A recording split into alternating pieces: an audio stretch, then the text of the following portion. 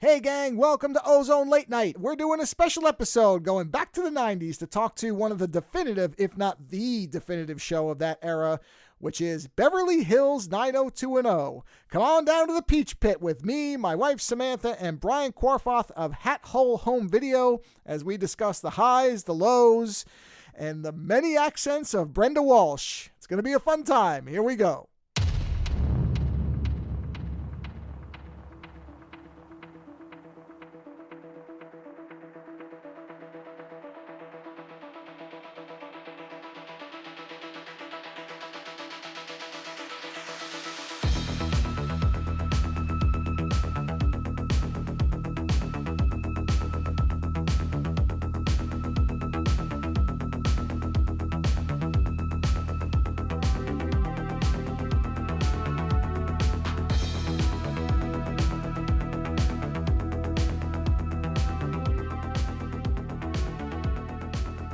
Okay, everybody, we are doing a special episode, as I'm starting to do on the late night series, where I'm just starting to do kind of topic-themed episodes because I'm finding them to be very fun. And this is going to be a 90s show, top to bottom. So if you are a 90s fan, then you are going to have a great time because we're going to jump into what I think is probably one of the most associated with the 90s television series I'm sure that's ever been. Which is, I will just, I'll give you a little clue right here. So you already know where we're going. That's probably as much as I can play without getting some kind of takedown notice too. So we are going to be talking about the original run of Beverly Hills 90210. And joining me for this, because I am going to be the person who knows the least in terms of actually watching the show and knowing things. So I have two people who are much better versed in this particular show. First off, I want to introduce my wife, Sam. Sam, hello. Hi. Thank you for being here. And coming back for another jaunt through nostalgia-laden TV and movie stuff is Brian Korfoth, if I pronounced that correctly, I hope. You did. Excellent. From the Hat Hole Home Video YouTube channel, which I want to compliment your new opening to your videos. I like it quite a bit. Your late night, or your kind of late night show opening. I think it's great. Thank you. Thank you. Yeah. So, Brian, you and I think we talked about this a while ago. I think this came up in one of our Twitter conversations where I don't remember if you mentioned that you watched 90210 or something like that. And I thought, oh, yeah. You know what it was? It was when we were talking about Picard, and in the conversation somewhere, I said something like, there are two shows that I think I can quote front to back that I started watching the day it premiered and I watched it till the day it ended, and it's Star Trek The Next Generation and Beverly Hills 90210. Okay, so that's where it was. And that's when I said, oh, well, my wife watches that show all the time. It's kind of one of her I'm going to go to sleep shows. But, Sam, did you watch it when it was first on right from the beginning, or did you come into it later? Yes, I did. Wow, see, I didn't know that. And I had posters. I still have, I'm sure my mom still has the shirts. I have all the, big fan. Okay, perfect. See, I knew that you knew the show, but I didn't know if you were on board right from the beginning, because this is one of those, a lot of 90s stuff sort of bypassed me for some reason. I didn't come to a lot of it later, and certainly this was never going to be something really in my interest. This is not a show that I think I would ever watch on my own and enjoy, but I enjoy it as and Sam will vouch for this, I'll walk into the room at night and something will be on there from it, and I'll just stop and look at it, kind of like a dog regards something like a mirror, puzzled. Yep. And I'll be like, okay. And either I will make some kind of joke commentary, or I will ask a question as far as, and why is this happening? And that's kind of, so I know the whole show in a way without having ever watched any episode front to back. And so I will be more of a moderator. But what I'm curious about is to hear the two of you discuss this show, because now this is, I hate to bring this up because it makes us old, but this is now a 34-year-old show, if I have the math right? Yeah, that's correct. Yeah, so this is now a classic TV series. This is no longer, something that people go, oh yeah, that was on a little while. No. This is now more than, long gone. Show. Yes. Yeah. Even though it's old enough. Back, it's old enough to have been brought back or rebooted, and then what would you call it? Legacy sequeled? It got Picarded. They brought all the old people back for a little mini run that I think they were gonna just do an ongoing seasonal show, but I don't think anybody really got on board for it, so they just canceled it right away. But they brought all the old timers back. And that's the one where they tried to make it like a meta show, right? The newest one was where I didn't see, and Sam, you didn't see any of that, right? You haven't watched any of the stuff. didn't. Yeah. I didn't watch that. I just kind of read about it. But Brian, did you watch it? No, I did not. Okay, well. It felt in such poor taste because it was all centered around Luke Perry dying for real. And so the plot was the cast coming back together to, I don't know if it was supposed to be for his funeral or just all coming back together to remember him. So it felt like, it felt sleazy. So I wasn't really into it. I wonder whose bad idea that was, because that just seems seems like feel sleazy. Yeah, that feels like a train wreck waiting to happen. Yeah, well, and for all I know, it was well in the works, and then he died unexpectedly. So they sort of made it about that in a way to honor him, and because there was no way to probably not bring it up in that situation, but it just felt gross. So intentions aside, like, it felt gross. Well, let's go back to the point where it was good. So let's start off with, for anybody who doesn't really know anything about the show or may only know the rebooted series, because I don't know how much the rebooted series just recycled everything or if they tried to make it a direct sequel. I really don't know anything about how that worked, because I know some of the people from the original showed up, so it sounds like it was probably a sequel. That's what it it's like a soft reboot where it's in the same universe as the original show, but it's a new crop of kids at West Beverly High. Of course, they all sort of fit into the similar roles, but for the next generation, it's 90210 for the next generation. Okay, so let's explain to people what the classic one. And I don't know, Sam, do you want to give a background on what's the premise of the show? You come into the show. What is Beverly Hills 90210 about in general? So it starts off with basically Brandon and Brenda are twins, and their family moved from Minnesota to Beverly Hills. So super shock, so things are so different there. Gee golly, flyover state Midwesterners. And I should say, Brian, Brian, are plopped down Minnesota, into. right? I am from Minnesota. I shouldn't say from. You're in Minnesota. So is this an accurate Minnesotan portrayal? I'm from and continue to be from Minnesota. And that because I was 10 when this show came out, and I don't know as a 10-year-old if I would have been as like chomping at the bit for like a teenage soap opera, but because all the news and the hype around the show here was that it's a show about Minnesotans, it got all the kids excited. So it's I would not say it's a portrayal of like Midwestern people at all, Minnesotan or otherwise. They're just sort of bland characters in a way, but I love the pretty, especially season 1, but I think it lasts probably into season 4, where they just kind of have to constantly say Minnesota things, like names of places more than anything else, or they have to say something about the Minnesota Vikings or the Twins, or they'll say something about, your aunt was on Lake Minnetonka this weekend. It's like they just have a map of Minnesota, and we're probably just pointing at things, cities and landmarks, and said, okay, well, we have to say the Metrodome. Okay, we have to keep reminding people they're from Minnesota. So Brandon's super into hockey, so the hockey gets brought up a lot. Yep. So there's a ton of that, especially in season 1. So that made me happy when I was 10. Is hockey a Minnesota thing? See, I don't know. Is that just a generic? Minnesota is literally called the state of hockey.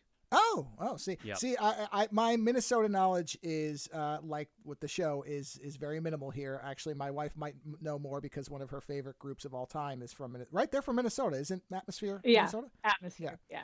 Yep. So yeah. Yep.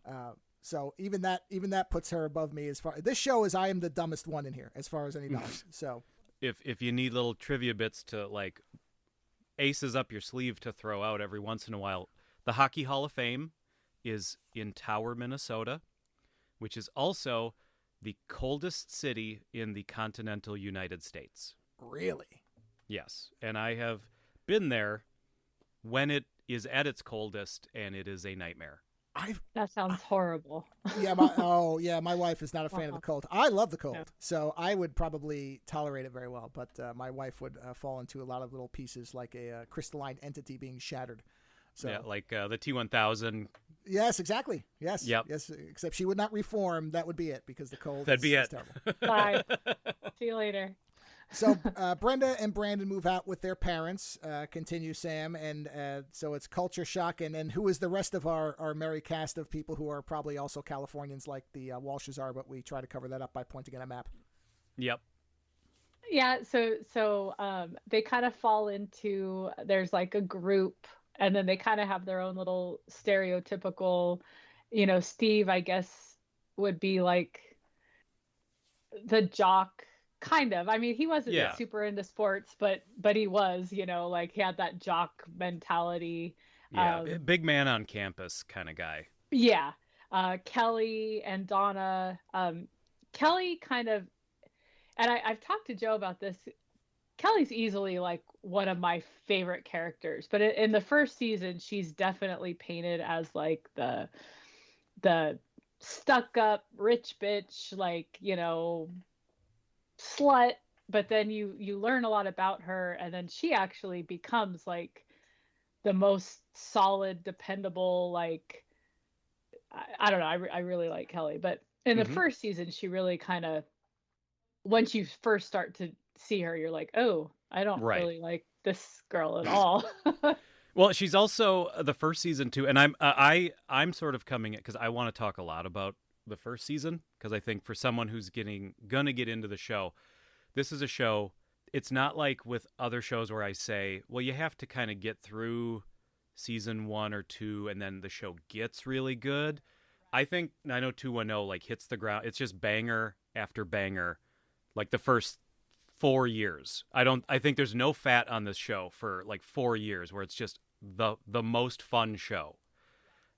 But in the beginning, I think especially Kelly, the writers just sort of write her however they need her to be in that episode. So there are episodes where she is the most superficial, like mean-spirited bitch, like horrible best friend or horrible friend. And then the next episode, she's like a really good-hearted person. And it's just kind of whatever they needed. Yeah, I agree. And then Donna is kind of like the airhead of the group, but and then they now that I think about it, early on, like you're right, they do hit it, because like later on they make Donna so much worse as far as like just goofy airhead. But then in the first season, like she's not really that goofy, and she's not really that much of an airhead, and then you find out she does actually have like a learning disability, and she's embarrassed about it, and she struggles with school, but it's not her fault, and she gets help, and there's that. And then Dylan is kind of maybe bad boy, surfer, rides a motorcycle, heartthrob. Yeah, I wrote down, because I have a few episodes I want to kind of bring up each along the way that are kind of like the perfect episodes. But Dylan is a troubled bad boy, is constant in the show. Yes. So it's understandable why he kind of turned into the heartthrob of the show. Yeah. Well, my impression from the outside was always that Brandon and he were supposed to be the sex symbols, like and Kelly, but it really felt like, I'm on the outside, so not watching it, not really following it. I remember seeing the two of them everywhere. Brandon Yeah, and Dylan everywhere. Brandon Jason Priestley was probably almost just as big of a heartthrob. I think it was that that was probably the big question on the playground was like, are you going to marry Dylan or are you going to marry Brandon? Yes. For boys, it was probably the Kelly or Brenda. Sure. You know, it's that's what do you call it? That's Veronica and Betty, basically. I mean, that's basically the blonde and the brunette. That's the classic one for that. But I always felt like it was that Dylan was supposed to be the James Dean of the show, and then Jason Priestley was basically blue eyes and magnificent hair, and that was the other side of it. So it was like the pretty boy and the bad boys, like almost the same Betty and Veronica idea. So they set this thing up perfectly to be appealing to the groups it was going for. Oh, yeah. I mean, this feels like a perfectly crafted show to be a mega hit in the way that they structured it. So it was made completely correctly. So it's not a surprise when you look back at it that it got to where it was. Yeah. Well, and what's funny is I was reading up and it kind of flopped its first season. Nobody was watching, and then they reran the in the summer. They reran the season when everything was in reruns, and they, I guess, really like heavily marketed it. It's like when everything else goes into summer reruns, it's like the stations are kind of on autopilot. They know like they're gearing up for the next thing. But I guess Fox really hard was selling. They didn't call it reruns. They called it the summer season. And they were, I guess, marketing it really hard during the summer. And then it blew up on that second run. So when season 2 started, it was a giant hit going into season 2. It was very interesting. It's like it could have died after season 1. Yeah, that is fascinating because it seems like it's almost a sure hit. I mean, and maybe that's just because we're looking back at it now and you saw where it became a juggernaut, but you look at the way that show is set up and it seems custom made for success. So that's interesting, but we say that now, of course. So who did we not cover, Sam? Who's left that we didn't talk about? Andrea. Yep. Andrea, the whole thing. We'll get to Andrea because even I have comments about Andrea. Boy.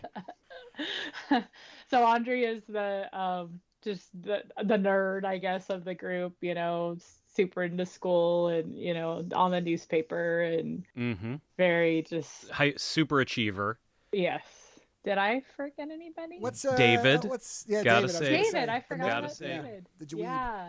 David and his buddy Paul, who will definitely be making it to the end of the show. Oh yeah, Paul. I forgot. Paul. Cowboy hat. I love guns. Paul. Yep, good old Paul.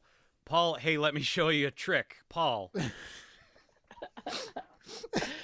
Yeah. Oh, Paul. Yeah. Oh, Paul. So David starts off differently, right? Too, isn't he? Doesn't he start off as a real kind of nerdy nerd type who's looking to Steve for help for everything? He's actually a freshman when all of the rest of them. The show starts when all the rest of them are sophomores, and so but David is a freshman, so he's super annoying to them anyway because of that. But then he's just super geeky. And he's the audio-visual nerd. That's what I like about him. He's always filming with his big VHS video camera. He's got that I don't know that angle and that personality, but then he's just a hornball. That's all his energy is going to, like, which I guess plenty of probably freshmen were identifying with that. Yeah, sure. That's smart. That gives you an angle for the you have somebody in every group, and then Andrea represents, I guess, graduate students or adults going back to school to learn, because I don't think I've ever seen a character in a show age so quickly in between seasons. As far as, I mean, I don't know whether in the first season she's believable as a high school student, but that fades so quickly. It is incredible how she goes from supposed to be a student to this is somebody's grandmother almost in almost no time. And they almost to the point where it seems like the people behind the show are making her age. They make her look worse and worse as time goes on. It's astonishing. If you look at her in the first season and then look at, I don't know. When does she have the baby? Is that season 6, 7? I don't even know what season one. 5. Oh my god, Maybe it's only 5. season 5? Oh boy. Yeah. Yeah, I feel bad. I could be wrong about that. I feel bad for that character. Yeah, No, I think it was season 4. I think it was season 4. I don't remember. That she had her baby? Yeah. Was it season God, 4? When did Brenda leave in season 4, or was that? She left at the end of season 4. Okay. Yeah. So she left at the end of season 4, and that's when Andrea has her baby, right? She's in like the hospital because Brandon stays. He doesn't go to Washington. He stays. Yes. So that's at the end of season 4. She has her baby. Oh, that's right. Yeah. Yeah, that's shocking because I feel like that had to be a later season based on how much older she looks. So Yeah. And you're right. They do dress her like even from the start. They dress her like so off, where all the other ones are wearing like, you know. And I mean, I know because she was older than everybody else, but it's like, yeah, they dress her like an old lady. Well, I know Ian Zerling he was born in 1964. So that means that, yeah, I didn't know that because I actually looked up a little bit of the stuff. I didn't do much because I'm not going to over research, but I was curious because I was curious I remember when I asked you, Sam, who you liked and who you didn't like. The two characters you didn't like were Andrea and Steve, as far as characters that you liked the least. And so I was like, oh, I'm curious. Like Andrea, I said to you, I feel like my note was, let's just nail Andrea onto a cross, which I know doesn't match up with her faith. But I feel like they screw that character writing-wise. She is never in a position to be likable. Almost never, as far as I've seen. No, I would agree with that. I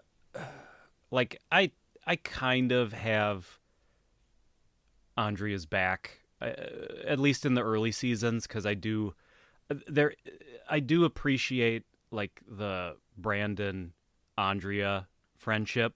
Yes. But it's like what they needed to start doing. Like she has that exterior, that hyperachiever exterior, that is really like fueled by, her own sort of embarrassment from, coming from like a poor family and all these things. And what they needed to do was sort of like, they gave you, like, they broke through that exterior and sort of showed you who was underneath every once in a while. And what they needed to do was show it a lot more often and eventually like make that person that we kept kind of getting glimpses of. They should have made that the character. Yes. But they and early on she was a lot better. I agree with you. But like later on, she's just like, everything out of her mouth is just like hysterical. Like she's just like, I agree. But early on, she's not that bad. But later on, it's just like, oh my gosh, come on. Isn't there a whole episode? Because I know she has to live with her grandmother or something. Is that because she doesn't have the money to go to the school or something? Well, is that what that was? She lives out of district. So okay. She's not supposed to be able to go to that school, but she lives with her grandma so she can to get, a better education. So yeah, she would have to go to a worse school based on where she lived, and that's because she was poor, right? Because isn't there a whole thing where they're talking about, oh, school sucks. She's like, hey, shut up. You get to go to this school. I don't have any money. Pretty much. It does feel like they just kept making her neurotic and unlikable when, I mean, let's be honest, these are all rich white kids. Not, in most of this, and you could have actually had a different character that could keep pointing out that, hey, maybe you should shut up about all the stuff you're wanting. Not all of it. Right. Well, the problem too is that is the function that often early on Brandon serves.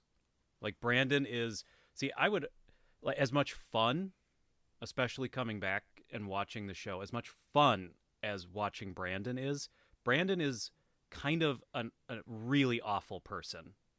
And he is incredibly judgmental, like to people's faces. But then by even the halfway point of that very episode, he has become even worse than the person he was judging. And that's kind of the cycle of his character, is everything is, I'm judging you for drinking. Well, now I'm going to get wasted and crash my car. Like, I'm judging you for racism. I'm going to somehow find a way to be more racist than you were, like in my self-righteousness. That early cycle of Brandon, I think, is incredibly entertaining to watch, but frustrating. And funny you say that, because when I looked up, what people thought of Steve, and don't get me wrong, Reddit is certainly not the barometer for all rational people, but you find some interesting opinions in there. But a lot of people said, Steve's the best character on the show. He goes from a piece of shit to being a responsible person. That's called character growth. Brandon's a fucking asshole. And I went, whoa. Yep, people don't like Brandon? Brandon does not grow. That is very true. Yeah. Yeah, I was surprised, but that's a lot of people say that exact thing. And I went, okay, because again, not watching it, to me, Brandon, I don't know, I never saw much. He always seemed bland to me as a character in general, but I didn't really know anything about him. But to see people saying, no, Brandon's one of the worst characters on the show, I was like, oh, okay, that's interesting. Yeah, he's an interesting character, but he's a bad person. And so that doesn't really change over the course of the show. He just always stays as the same person. I think even in later seasons, anytime he's faced with like a moment where, as a grown-up, you should sort of take a moment and sort of choose your response to something carefully. Without fail, he says the most awful thing. And it's usually like under this like guise of he's just approaching these things so maturely, but so many things come off so cold and selfish and self-righteous with him all the way through. I did notice, because I happened to last night the fire episode, the fire, yes, the house episode, and Emily Valentine. Yeah, he's in the hotel Emily room with her, Valentine. and she says, "So you didn't go to the hospital," even though she was already home by then. It was interesting. They must have shot that out of order or something, because she says, "So your girlfriend is in the hospital with burns, and you came here instead of telling her about me and going to see her?" And he says, "Yeah," and he doesn't try to justify it. He's just like, "Yeah, I did." And even she's looking at him like, what's wrong with you? I mean, yeah, it's so weird. But that's about the only time I noticed exactly what you're talking about, where when he said that, I went, "And you say I feel terrible," or "Yes, now that you mention that, it's probably makes me a bad..." No, he just sits there and kind of stares at her and he goes, "Yeah." And I went, wow. Man. And that's why, Sam, I asked you, did they get together? Because I was actually kind of hoping you wouldn't say that Brandon and Kelly got together, because I thought, I don't think he's the right fit for her based on what you've told me about Kelly. So, you mean like at the end of the show? Yeah, like together yeah. in right. at the end, for whatever the finale is. Yeah, because I thought, because that was the first scene where I really went, whoa, that is not the response of a good person who cares about somebody. That's the response of a sociopath. Okay. Yeah. But again, that's all I saw of him. But again, the way he is written, he sort of is whatever the show needs him to be. So there's lots of times where he's very engaged and caring, but there's too many of those moments that I just can't look past. Like with a real person, it's like when you have those moments, you sort of say like, "Oh, well, there's the real person underneath everything." So it in my mind, it is sort of motivating his character at all times. The other thing too is I thought Brenda left the show a lot earlier. I had said this to Sam at one point. I said she lasted that long because, man, again, only in glimpses, but she comes off as really, really just abrasive and arrogant sometimes, and oh yeah. Almost like she's on a different show at some points when I see her. I'm sitting here going, did Shannon Doherty just get onto this thing and have a contract and want to get out 15 minutes after she started, or what? Because she almost seems to hate the people she's looking at sometimes. Yeah, well, she did. Okay. They all hated. I mean, not all. She hated and was hated by a lot of people. I think she was kind of going into the show. I think she was the only one that had some like celebrity juice to her. She was in the movie Heathers and was kind of like an up and comer. So I think she kind of came in like, I'm the star here. I'm the celebrity here. And I think especially as the show, as other castmates started getting famous from the show, I think she really hated that. And it became her and Jenny Garth, Kelly,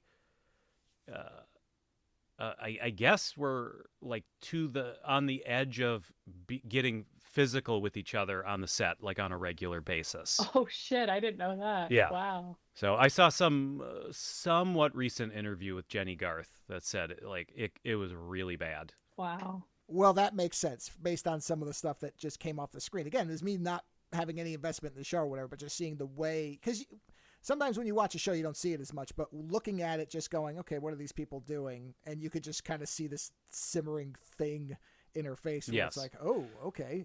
Well, and two, for a big part of sort of the as written, the dynamic of the Walsh family was that the parents were sort of overly critical, overly protective of Brenda because she was sort of the dreamer and, maybe a little more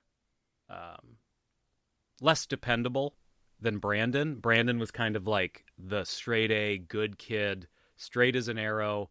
Like, we don't have to worry about Brandon because Brandon's got it handled. So Brenda was constantly like, this is so unfair. You don't check up on Brandon, but I have to do this, and Brandon doesn't have to. It's constant her yelling at her parents. Yes. For how easygoing they are with Brandon and how tough they are on her. So that also makes for an irritating character, and that I mean that's just the way it's written, but it doesn't make you. I think even as a kid, it didn't make me go like, yeah, like I side with this character. I side with everybody else. Yeah. So what were some of I know you said, Brian, you had some episodes you wanted to talk about, so particularly from the early season. So jump into those because I'm curious what they are and what Sam's reaction to them will be. Yeah. So there are kind of different eras of the show. You can divide it in different ways, but the first probably 2 seasons especially are really, it's like the back to school special era of the show, where every episode kind of had like a moral message that it was teaching kids that were watching the show. So it's like the first season especially, it's like, here's the episode about shoplifting. Here's the episode about safe sex. Here's the episode about drinking and driving. It's you can just go down the list. Almost every episode of the first season has that message. But then it is also wrapped in often the message of a driving force of like the drama is usually Brenda, but sometimes Brandon saying, getting sort of pulled into the glamour of Beverly Hills.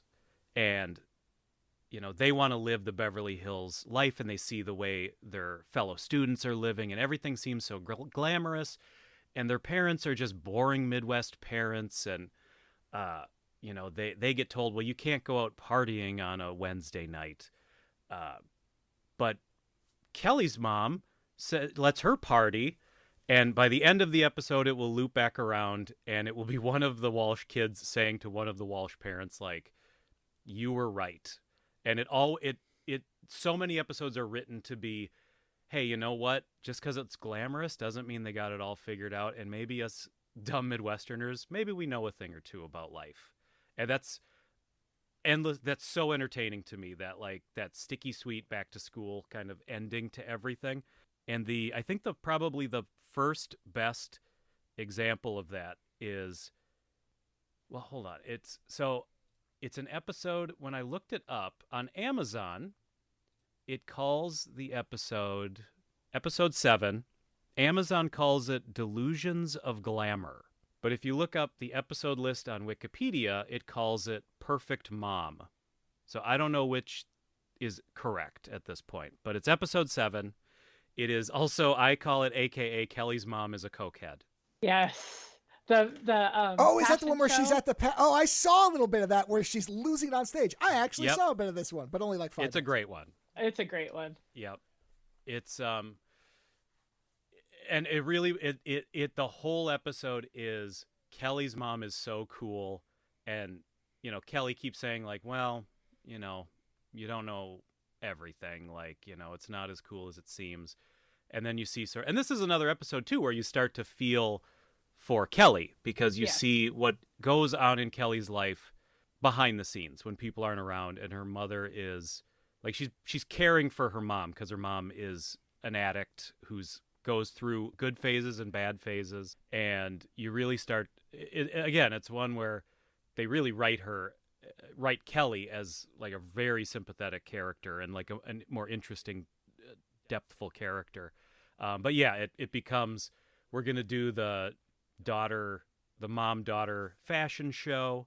So then you also get, that's another thing too that I think, especially the couple early years, this represents a really amazing time when we are transitioning from 80s aesthetic to 90s aesthetic. So the fashion, the decor, the architecture, the tech, everything about the first like few years of this show is this wonderful time capsule where everybody is dressed so ugly, but like it's so ugly. But even watching it now, I'm like, I kind of want that tie that Brandon's wearing. Like, there's something about that 80s to 90s ugly aesthetic that I love. So then this episode is a fashion show, so it's got the fashion as the backdrop, which means it's just got all this hideous early 90s, high Beverly Hills fashion. But it, Brenda's screaming at her mom that she's not cool, and Kelly's mom is cool. And then at the fashion show, Mrs. Walsh, what's Mrs. Walsh's first name? I can't remember. It's Jim and Cindy. Yes, Cindy.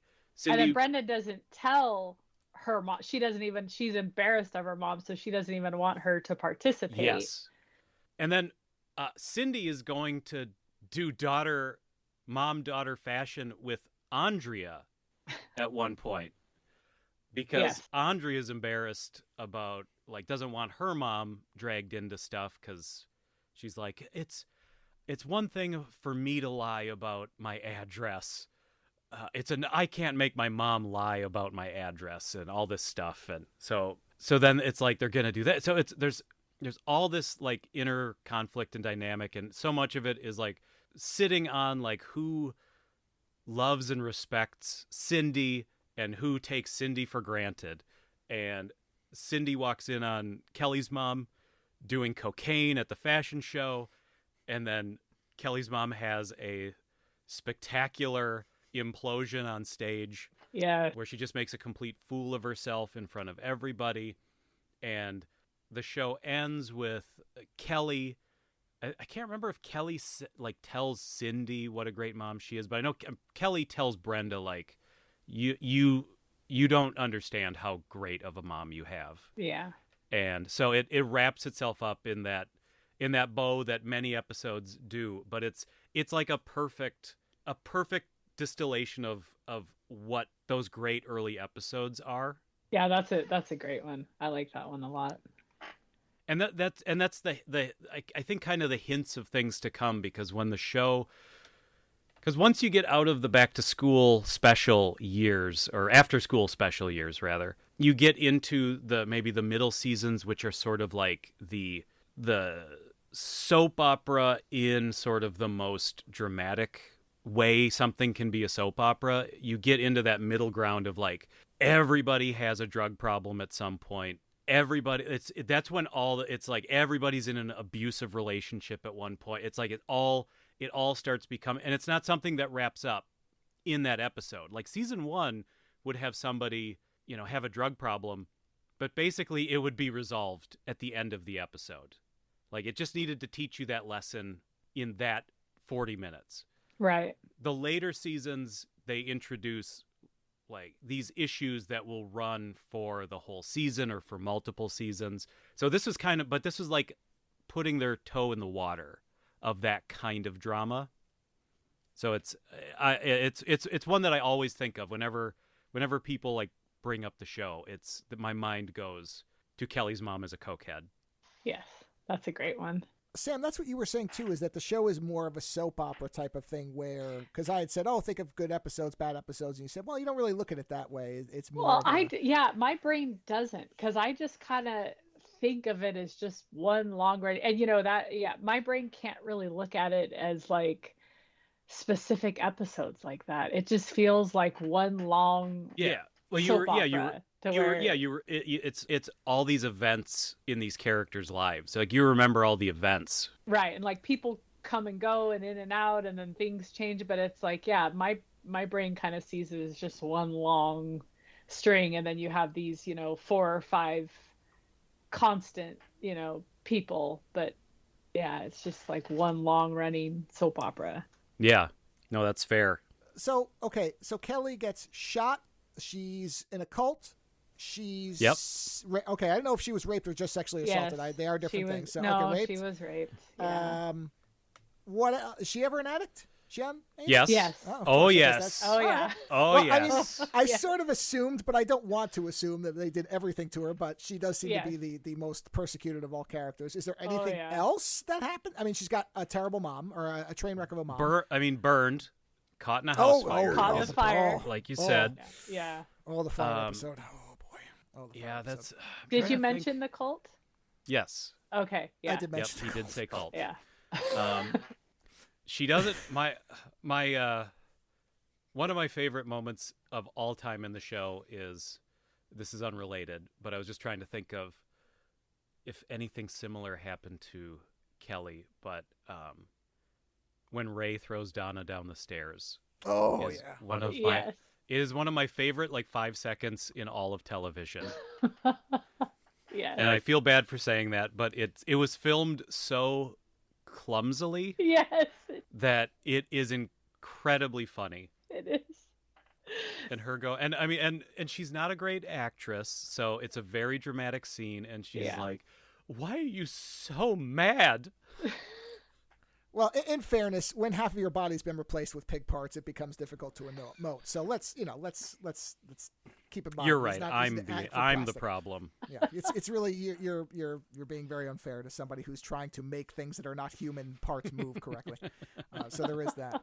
But yeah, Ray Pruitt is a weird one because I feel like that character, because we could just jump around here. That character, because I've seen a lot of the episodes, and they start him off as, you're making fun of a bumpkin. That's kind of the way he comes into it. Where aren't they filming something and Donna interviews him and he's like, "What, you want to talk to a dummy or some shit like that?" It was something along those lines. Yeah. And then there's the middle part where he seems like he's a good guy, like a decent guy who's the musician. I know he's a musician in real life, and they were trying to kind of launch him, and I think he was based on I this. think he got I never watched it, but I think he got a spin-off for like a one season. Because I know that song, his how do you talk to an angel? Yes. That was the theme song to his show. I'm gonna look it up. I want real to see. quick I'm while we talk. looking. I'm looking right now. I see the filmography. Let's see. Well, 90s. That's filmography. Television. Here we go. Quantum Leap, Young Riders, The Heights, To Serve and Protect. B8. Oh, apparently he showed up in the new one, but I don't see one with him. Yeah, you're right. As a say character. But it Wait, shock me. I think The Heights. The think it's The Heights Heights. I think that is the show. An American musical drama series on a fictional band of working class young adults. Well, okay, that does seem like. I the swear same. that. Well, if nothing else, I swear to you that song is the theme song to that show, whether it's connected or not. You are correct. Yes, you are correct about that. That shows up as the theme song for it. Yeah, for The Heights. Yeah. But then they turn him into a monster, and then Yes. then doesn't he? She sues him, or he sues her, or something, and over the fact that he threw her down the stairs. Didn't somebody get sued or something over that? Or Joe? Oh no, Joe punched Joe, the heart victim, football guy, right? Doesn't he slug him, and then he sues him for assault? Isn't that what happens? It sounds right, but I I can't believe I know Sorry. this. Sorry, I went to get my socks. Yeah. Oh. That's exactly what happened. So Ray tries to he's getting physical with Donna, and so Joe tries to protect her, and then he breaks his arm or something, and then he files a suit against him for doing that. Then they go to That's court, and it's this huge Heart drama. Attack Joe. Oh, Heart Attack Joe. He didn't last long either, did he? And then very quickly they make, because like Brandon talks to him about like he at the end he excuse me, he comes to his senses and says, oh, he was protecting her. And then when Ray comes back, when they like, I think they go to Vegas or whatever, then they're all like buddy buddy, and they like, he's a great guy. Oh yeah, hey Ray. But it's like, he was a monster. You guys hated him, but okay. That turned really quick. Ray seems like such a weird character to me because, yeah, he seems to just go way one way or direction or another. And I didn't know if it's just because I missed some stuff that happened in between, but it just seems so sudden how he went from, oh, he's a nice guy to, oh my God, he's abusive. And then I do remember him showing up and they're palling around. I'm like, he threw your friend downstairs and then wanted to basically seemingly beat her up again. And you're fine with that? Did he go to an anger management class of some kind? Did we not miss? Are we missing something? Yeah, he's got his certificate and it says all better. Yeah, that's I'm all better. I'm not an asshole anymore. Yep. Woo-hoo. The power of music has healed me, I guess. Yeah. How do you talk to an angel? Well, you throw her down the stairs and then how do you talk to an angel with a broken arm? Or was it her arm? Is he break her arm or shoulder? Yeah, it was her arm. Her arm got broke. Oh, poor Donna. Yeah, and of all people, Valerie saw what happened. So you don't want Valerie, scheming Valerie. I forget if she was a villain at that point. I think she was. Yeah, I think she was. Donna hated Valerie still at that point. Yeah. And Valerie was the replacement for Brenda leaving, right? After Brenda goes to France because she speaks it so fluently. And she's never seen again. Oh. Speaking of Brenda speaking French, we should get at least, I did pull one other clip because this is irresistible to me. And just for people who've never seen this, at one point, Brenda and Donna, correct, go to France for work study or just vacation, whatever they go, right? Yeah. So they go over there, and while they're there, Brenda runs into another American, played by Dean Cain, Rick? Is his name Rick? Yeah, Rick. Because Reek. She runs into Reek, and for some reason, is there an explanation? She just panicked? So, he thinks she's French. Okay. So then she like just goes along with it and pretends to be French. Sure, that's a normal thing to do. Right. Okay. Yeah. So Brenda decides convincingly French because God. Yes. I actually would be curious. I mean, I did see she's speaking French. I don't know if it's with any fluency. Maybe she did actually know how to speak French. But where the gold of these episodes lies is when she's speaking English and trying to put on a French accent. So now this is a clip later on when they're back in America where Rick shows up and Brenda tells her mom to just go along with the fact that she's going to do something weird. And Rick shows up and knocks on the door and we get a little bit of a sample of this magnificent French-American accent. Here you go, everybody. Enjoy this. Bonjour. You look every bit as beautiful as I remember you. You just saw me 2 days ago. The longest 2 days of my life. Merci. Now, where are you taking me? Don't I get to meet your family first? Oh, they are not home. So, this is the famous Rick. Aunt Cindy, I did not realize you were home. It's a pleasure to meet you, ma'am. And you. Your niece has told me an awful lot about you. Oh, she has. I promised to have her home in time for dinner. I know you'll probably want to get a good night's sleep before your flight tomorrow. Ah, oui. Ah, we indeed. Yes. Ah, we they are not They're not. Isn't that more like French Canadian? It's like something. We are we trap beavers and we sell their pelts. At the fort. It is 1600 and I swear that's like French Canadian. It probably is. It's not convincing as French. It seems like somebody who was a fan of French films and got a severe head injury and couldn't break out of whatever they were doing. Well, if you want to talk about Brenda's wonderful accents, there is another episode called Fame is Where You Find It. It's where Brandon becomes a TV star for a day. Oh, yes. And Brenda takes over his job at the Peach Pit so that he doesn't lose it.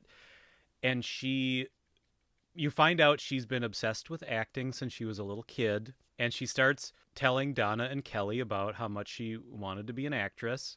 And she starts doing accents for them, which they think are really good. But she does New York, and she's like, "Hey, how yous guys doings, yous guys?" Oh, and I'm it's so like, sorry I missed this. It is it is not being done ironically, like, oh, she's doing a bad accent. It's supposed to be she does these wonderful voices. And then the episode takes the bizarre turn of her, because she sucks at her job at the Peach Pit, but then she figures out, oh, I'll play a character that is really good at their job, and that will be like Lavoine. Lavoine. Lavoine. Charmed, I'm sure. It's the most hilarious, bizarre, like, right turn for an episode to take. So she's just like grabbing Nat's butt, like, and she's just like this sassy character, which I sort of wish that would have been an episode, to have her get hit on the head while she's coming home from work, and have her now think she's Laverne, and just have like half a season where it's like the doctor said, we just have to like go along with it, and she just let her, because it'll come back to her. Like, Brenda will come back. It's like on its own, like when the head injury heals or whatever. I would have loved a few more episodes of Lavoine. So wait, so this is like she's method acting and she just won't stop? Is that what the idea is? No, it was like she was overwhelmed by the job at the Peach Pit. It's a hard job. She can't keep the orders straight. She's spilling everything. So her solution to the problem is to think of it as an acting role. And she is going to now portray this character like a 50s waitress. Like a sassy 50s waitress, Lavoine. Yeah. And so she comes in, and Lavoine is really good at the job. She's on top of everything. And so it's as if, and in a weird way, because I work retail, I sort of understand. Because I think you do that. Like, you do kind of put on the air of like someone who knows what they're doing, even if you don't. And confidence goes a long way in a lot of situations.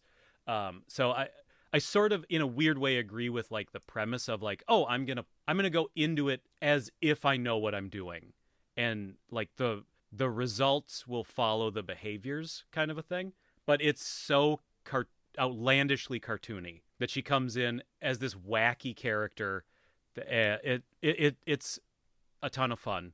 Yeah, the coping mechanism idea makes sense. So that's something where you have to put yourself, because anytime you deal with the public, generally most people have to do some version of that. So that makes sense. I mean, so I get that. I it's interesting to go full bore into 50s waitress, but I guess if it makes it work. But okay. Well, and especially for someone who can't do voices. Well, that's and the you of it.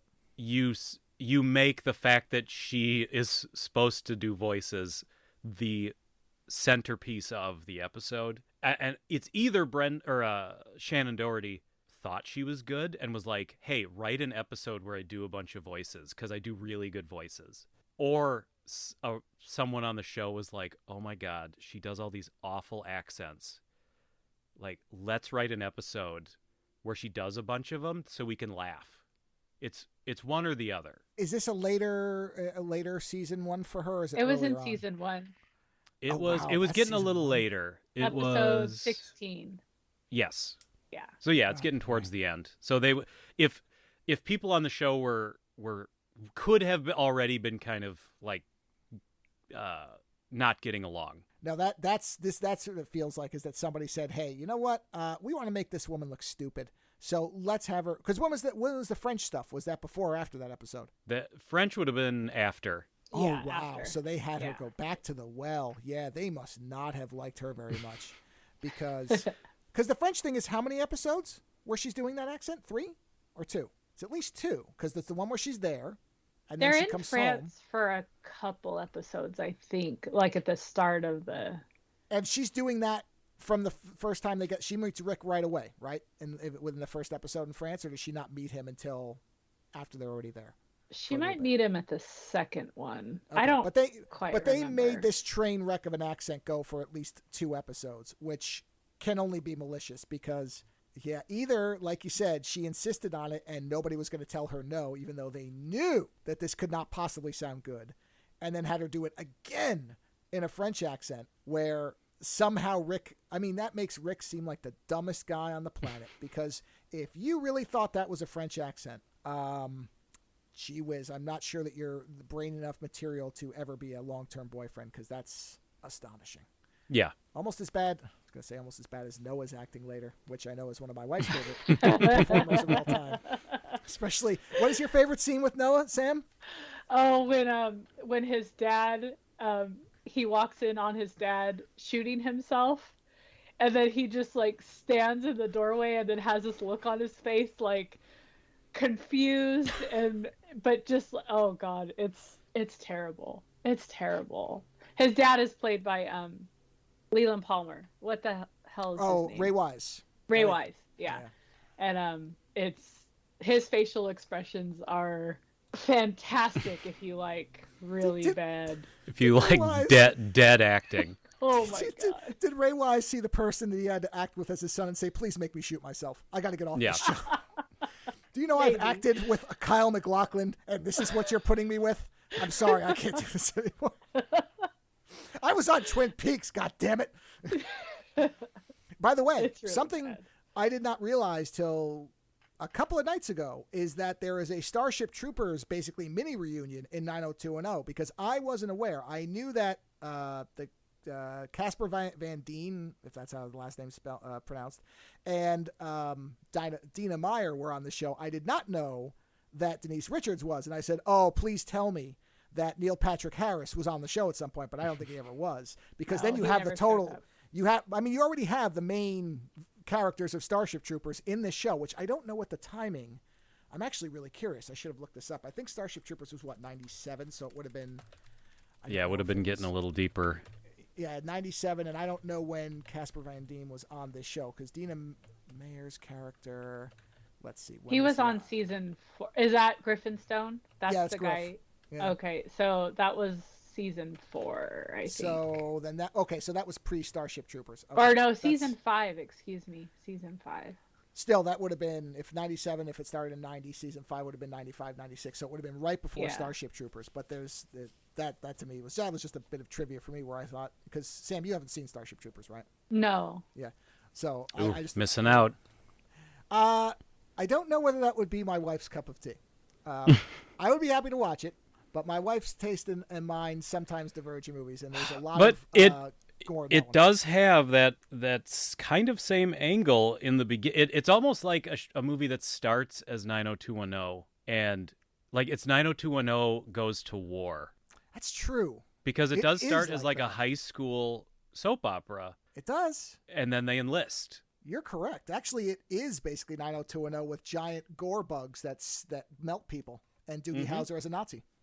Yeah. A psychic fascist. Yeah. That's true. Sounds great. Yeah, we can watch it'd it be sometime. Yeah. It'd be like if you saw Steve get ripped in half. Right. Yeah. Basically. Okay. Yeah. Which I'm sure a lot of people early on wanted to see Steve get ripped in half. Yeah. I do. I'm kind of in a camp where I do ultimately. I like Steve less in the later seasons when he becomes responsible. I do like once they get Steve past that like kind of bully jock kind of character that he was to start, and that really even by the end of season 1, I think. Well, season 1 especially, I think, figured out when you have an ensemble cast, and I think they started figuring out that like it's not the Brenda and Brandon show. There's all these other interesting characters, and it's really about everybody. But they also started figuring out it's not as fun when they like kind of all hate each other. Yeah. Like we want the characters to like each other. So Steve softens pretty quickly, and they kind of show his vulnerabilities early on. They show when he gets his car stolen by pretty girls. Yeah. They kind of show the person underneath who's very kind of a very vulnerable person. He was adopted. He finds out he was adopted, and so it's like that always, that always kind of bothers him, and yeah. So I'm kind of an early on, like, sort of Steve stan. Like, I will defend Steve. Yeah, he annoys me only because, like, when he creates all this shit, like all these problems, but then it's like, it's almost like it's somebody else's job to clean it up, or usually Brandon's job to like clean it up for him. But it's that's fair. You know, there's a lot of that. Come on, man. But I do kind of like how he's just sort of immediately like a hey, you're my friend. I like that attitude of him. Like, he just kind of pulls Steve, and you do see that too, like through the character of Brandon, because Brandon forms this friendship early on with Andrea, who's obviously, like, in the social structure of West Beverly is very low. Yes. And I like that, because in real life, I think a character like Steve would be like, oh, you're friends with Andrea, well, then I'm not friends with you. No matter how much I like you, right, I'm not friends with you. And I like that kind of the Brandon became like a bridge between these, like, people high in the social status and people low. But Steve ultimately was a guy that was like, I'm still going to be your friend. And because Andrea's going to be around, like, ultimately I'm kind of Andrea's friend too. Right. And not shying away from it. Yeah. So he's always had a kind of, even when he was a bully, he still kind of had that good heart. Yeah, you're right. Yeah. If I remember, wasn't there an episode? But he was an idiot. Wasn't there an episode where he was friends with David because he thought David knew somebody or something, and then when he found out he didn't, he's like, "Oh, fuck you," and he just walks away from him. I remember something where David and Paul were there. Yeah, well, the Steve David friendship, especially in season 1, is bizarre. Yes.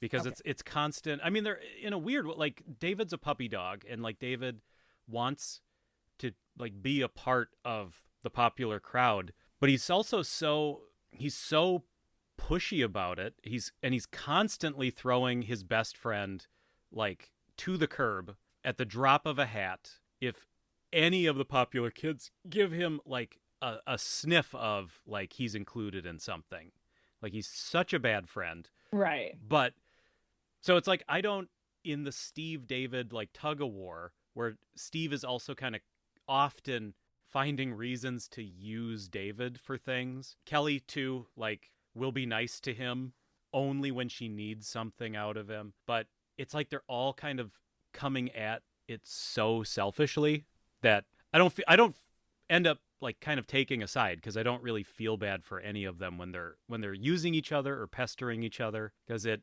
evens out down the road, but the early on it's obnoxious. Yeah. And then if I were to think of one episode, I always kind of like the slumber party one.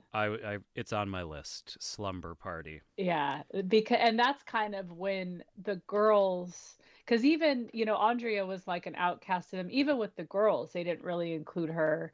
Yeah. Until that episode. And that was, if I had to pick one, that's probably one of my favorite ones. It's one of the episodes that I think it's still kind of a after school special. Yes. Episode, but it was the episode where they really showed everybody's hearts. Right. And let the characters come together. Yeah. Because that's the same, that is the episode with the girls stealing Steve's car. Yeah. Oh, I didn't remember that. That's right. Yep. Yes. Yep. So you get Steve, you get to see, you know, Steve be vulnerable. You get to, the only thing that kind of is weird is when they're playing Skeletons in the Closet at the slumber party. Well, the one thing that's extra weird is David committing a sex crime. Pretty much spying on them. Yes. Yeah, he's taking pictures through the window of a slumber party. That's a crime. Yes. So that's the weirdest part of that episode. It's really creatively motivated, because they're playing with a Ouija board in the house, and it's supposed to be like lightning flashes dramatically outside, but then you find out it's David with like a Polaroid camera, and it's the flash of the camera. So it was actually a very funny joke, but very, especially in such a like a heavy emotional episode, a really weird joke to make. But besides that, when they're all telling all these kind of horrible things they've done or horrible things that have happened to them, telling their secrets, and then Andrea's deep dark secret is that, yeah, given the opportunity, I would sleep with Brandon. That's a pretty mild, like, deep, but they treat it as like a really horrible secret. Right. But compared to everybody else, it's like the least shocking of all, especially because they're all going like, yeah, like it's obvious you like Brandon. I was going to say that it seemed obvious to me that she was Yeah, into all him, she's and doing I is barely watch it. She's just copping to something that everybody has already picked up on because it's obvious. But they treat it very dramatically. Well, you know what? I can sort of see an angle to that where if she's already ashamed of her social status and everything, you know, admitting to all these people that she sees as above her, that she deigns to be able to sleep with one of these people who's, you know, she sees as better. I can sort of see where maybe they were trying to go with that, but that does seem like a pretty low-end dark secret compared to a lot of other things going on. Yeah, I agree. High end. Well, and especially with Kelly. I mean, yes, you know, yeah, Kelly's story is what she was basically date raped, you know, and that happened a lot in her early, and that's why she has the reputation that she has, and the, you know, yeah, but yeah, she definitely, you're right, she definitely got the worst of everything happens to Kelly. Yeah, well, and maybe it's just Jenny Garth of everybody. Maybe they just recognized that maybe she was a better like dramatic actress. Yeah. And maybe they just said like, let's give her that because she can do it. And right. And she did great. I mean, yeah. I think, yeah, she's easily one of probably my favorite character. Like, she did great. Yeah. I think she has the biggest, like I mean, yes, Steve becomes like a more responsible person, but I think Kelly's trajectory through the roller coaster of 10 years is by far the most interesting story. Oh yeah. And yeah. like she handles it really well. She does. And I really like how she, like I mentioned this to Joe, to where it's like, you know, yeah, she's gone through a lot, especially you hear about it. You don't necessarily see like early on what she goes through, and then you learn all these stuff about her.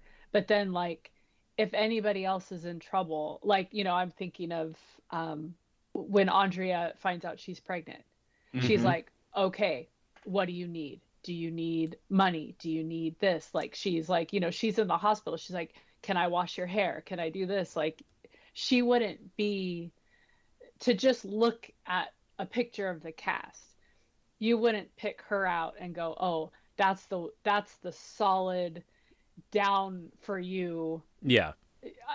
You wouldn't think that. Yeah. But she's whatever you need. She's. Yep. And I would bet when they started the show, that was not the plan. No, because early on, she's not like that. She is like the superficial bitch, and then she evolves, and then you understand kind of why she's like that. But yeah. I do want to bring up, we mentioned Valerie. Yes. And I wanted to give special props to the time and the place that was Tiffany Amber Thiessen's exit from Saved by the Bell and introduction into 90210. Because it I think, is one of the coolest switcheroos, I guess, like subversion of expectations for like the general public, because for them to, it is so expertly done. This is a person who is famous for a sticky sweet character. Kelly Kapowski. Oh, yeah. Yeah. And she is beloved as this character. Yes.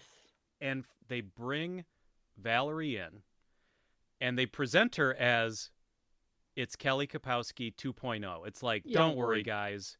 We know you're missing Kelly. Saved by the Bell is over. But we recognize that you want more of her, so here she is.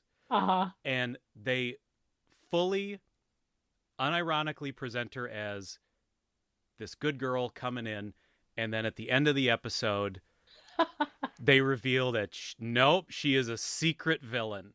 Yeah, And she goes so, and smokes pot in the bathroom. Yep, it's so well done that they're Yes. just like, nope.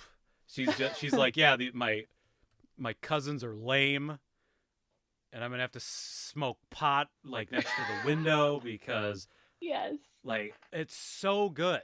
It's so good. And it is that, like, because I think if you watch the show now, you don't understand the time and the place that was. Right. And that's such a cool thing. That'd be, I don't know who would be comparable today, but to take someone who is synonymous with a character and present them as if they are, just playing that character again. Like, oh, they're just like they're typecast as that character. But then to have them reveal that they are something totally different, like just whip the mask off at the end, I think is so cool. And I don't think it's really been duplicated. It would be like if they did another Mission Impossible and Ethan Hunt was the bad guy and destroyed everyone in the unit because he's been playing that character now for so long and everybody knows him. That would be the closest I can think of. Maybe, yeah, something like that. Yeah, well, that's and that's the thing is at this point, because I think now too, I don't know how many actors we have who are just so typecast as this one specific thing that they are. I can't even. The Rock, maybe, because he never wants to be a bad guy or die in his movies. So if he turned out to be a villain who got killed, but he did that early on. So at this point, you already know that he does stuff like that. So it would have to be something like, again, Ethan Hunt is the only character I could think of because he's been playing that character so long that everybody knows Mission Impossible. Even if you don't watch the movies, you know what the movies are and you know who he is. He's always the guy running who's saving the day. If he turned out to be the pedophile villain of the next one, then people would they'd lose their minds. They'd go crazy because that would be a complete turnaround on 8-9 movies now. So that's the closest I can think of. Yeah, it was just such a smart idea. And I think Tiffany Amber Thiessen plays the role so well. Like when she is a villain, she is such a good villain. Yeah. And when they sort of mend fences and she's sort of a frenemy in later seasons after that, it's like she plays that well too. I like that I like that period of time where she's trying to rebuild all these relationships, but she has so destroyed all this trust and goodwill with all these people. It's like even when she's genuinely trying to be a friend, nobody trusts her, nobody believes her. And I think that's a cool kind of point in the show. What is your favorite line in regards to Valerie, Sam? Can you please go be a bitch somewhere else, please? I am truly sorry I did not pull that clip for the show because I don't remember. She's given like Brandon and Steve were talking and she says something. I think it was like Kelly and Brandon had broken up. I don't remember the circumstance, but yeah, Brandon just looks at her and goes, "Can you go be a bitch somewhere else, please?" Yeah. Yes. Oh, it's classic. It's fantastic. I want to bring up the fire episode again because I made a note. Oh shit! This is a little funny story that happened. Was this yesterday? I think this was yesterday. No, it was this morning. Was it this morning? Jeez, it was this morning. My memory's shit. So, for those who've never seen it, there's an episode where there is a house party. Let's see. I think is it Griff's house? He stole. So his dad was like some rich. I think he had like properties or whatever. So he stole the keys, and him and Steve had a rave in like this old abandoned mansion. Yes, and there was some problems with the wiring, and there is a fire. And in the course of the fire, Kelly and what's the girl's name? Allison are trapped in a basement bathroom or a lower. Yeah, so they went to the bathroom because there was like a long line to the bathroom. So they went like downstairs because there was like a movie theater in there, and then they went in the bathroom downstairs. So it was like completely soundproof down there, and that they were in the downstairs bathroom and got caught because there was a fire. They get caught, and the fire breaks in, and Allison is severely burned, and Kelly is burned on her neck, really. Her neck and her hand? And her arm. Yeah, or like arm. her Okay, arm and her neck, yeah. So it's a very good ending for an episode, because the end is basically somebody else, hey, is there anybody in there? And they say yes, and then you see the fire burst in, and they shriek, and then the thing goes to credits. So I'm sure at the time it was a very dramatic ending. Like that's Very done dramatic. very well. Yeah. And so then, next episode starts up, and they're in the hospital, and there's a point where Kelly, because again, Kelly, who is burned, but not burned anywhere near as severely as Allison. Allison is basically, I don't know if they said percentage, but it's most of her body from what you can see, is burned basically head to toe. And so there's a point where Kelly is wheeled in to see her. And I said to Sam, I said, okay, I've never been burned. I've been around a lot of fires. Really never started any of them, but I seem to be around a lot of them. So I've never been burned. Did I start one? No. Oh, no, you didn't start one. No, I haven't started any of them. I've just been around them. You didn't. No, I've just been around them. They follow me, but of different degrees. But I said, so I'm sure, look, I can't imagine the trauma of being burned, of thinking you're going to die, all that stuff. So I understand where they're coming from. That's all fine. No problem with Jenny Garth's performance or anything like that. But they wheel her into this room. And again, Kelly at this point has a bandage that you can see on her hand and arm. And they have makeup, she's got a burn on her neck that you can see. That doesn't look pretty, but that isn't even bandaged, I think, anymore. I think they've already had taken it off at that point. But they bring her in, and then Allison is in a bed, and she is completely gauzed to what looks like a comical degree. And that's the first problem, is it's supposed to be a serious moment, and you have this woman who looks like she is been swaddled in marshmallows. And you called her the Michelin Man. Well, we're going to get to that. So that's the comment that we're going to get to. But yes, so then when I was talking to Sam about it, I was trying to figure out what happened with that character. And she says, because I said, do you ever see Allison again where you can see the aftermath of the injuries? And Sam, you said, yeah. She shows up later because she falls in love with Kelly. And at one point she tried to call her, but that's when Kelly was in the cult, so she didn't answer. And she says it like that. Casual. That's when Kelly was in a cult, so she didn't answer. So I literally put in my phone, I said, I'm noting this. And my note is, casually mentions Kelly in a cult and didn't call the Michelin Man back. Because, but just, this is one of these beautiful things about a show like this, where my wife casually refers to Kelly being in a cult as that's when she was in a cult, so that's why she didn't return her call, with no gravity to it whatsoever. And I was like, I am noting that down immediately because I've got to bring that up because that's just magnificent. That's when you are in full soap opera mode. Yes. Yeah. Because that is how you talk about a soap opera. Yeah, kind of like, what is Days of Our Lives? Or, that's when she had the devil's baby. And then, then the baby, disappeared and it was all fine later. It was all a dream. Yeah, Stefano, he survived that mountain falling on him because he had an inflatable shelter. It's no problem. He's coming right back. Marlena was possessed by the devil, and that's it. All sorts sweet of shit. Stuff. Yes. Yeah. Yes. So you were talking about how there's kind of stages to this show, but you said, Sam, you really liked the way the show ended, right? You thought the show ended very well. I did. I did. I they got Donna and David together because they were, on again, off again throughout the show, basically. Yep. And then I like that they ended up getting married, and you kind of think Kelly and Dylan are going to get together. They kind of find each other again. And I like how they ended it. Thought it was good. Yeah, I do too. And I like, I remember watching it live, and I remember for some reason being, even though it doesn't really make any sense, I think just because of you've been on this journey with these characters for so long and you like these characters, the fact that Donna asked Nat to walk her down the aisle was really sweet. Yes, because her it dad doesn't died. make sense for Donna. Donna, I don't remember ever Donna being Nat.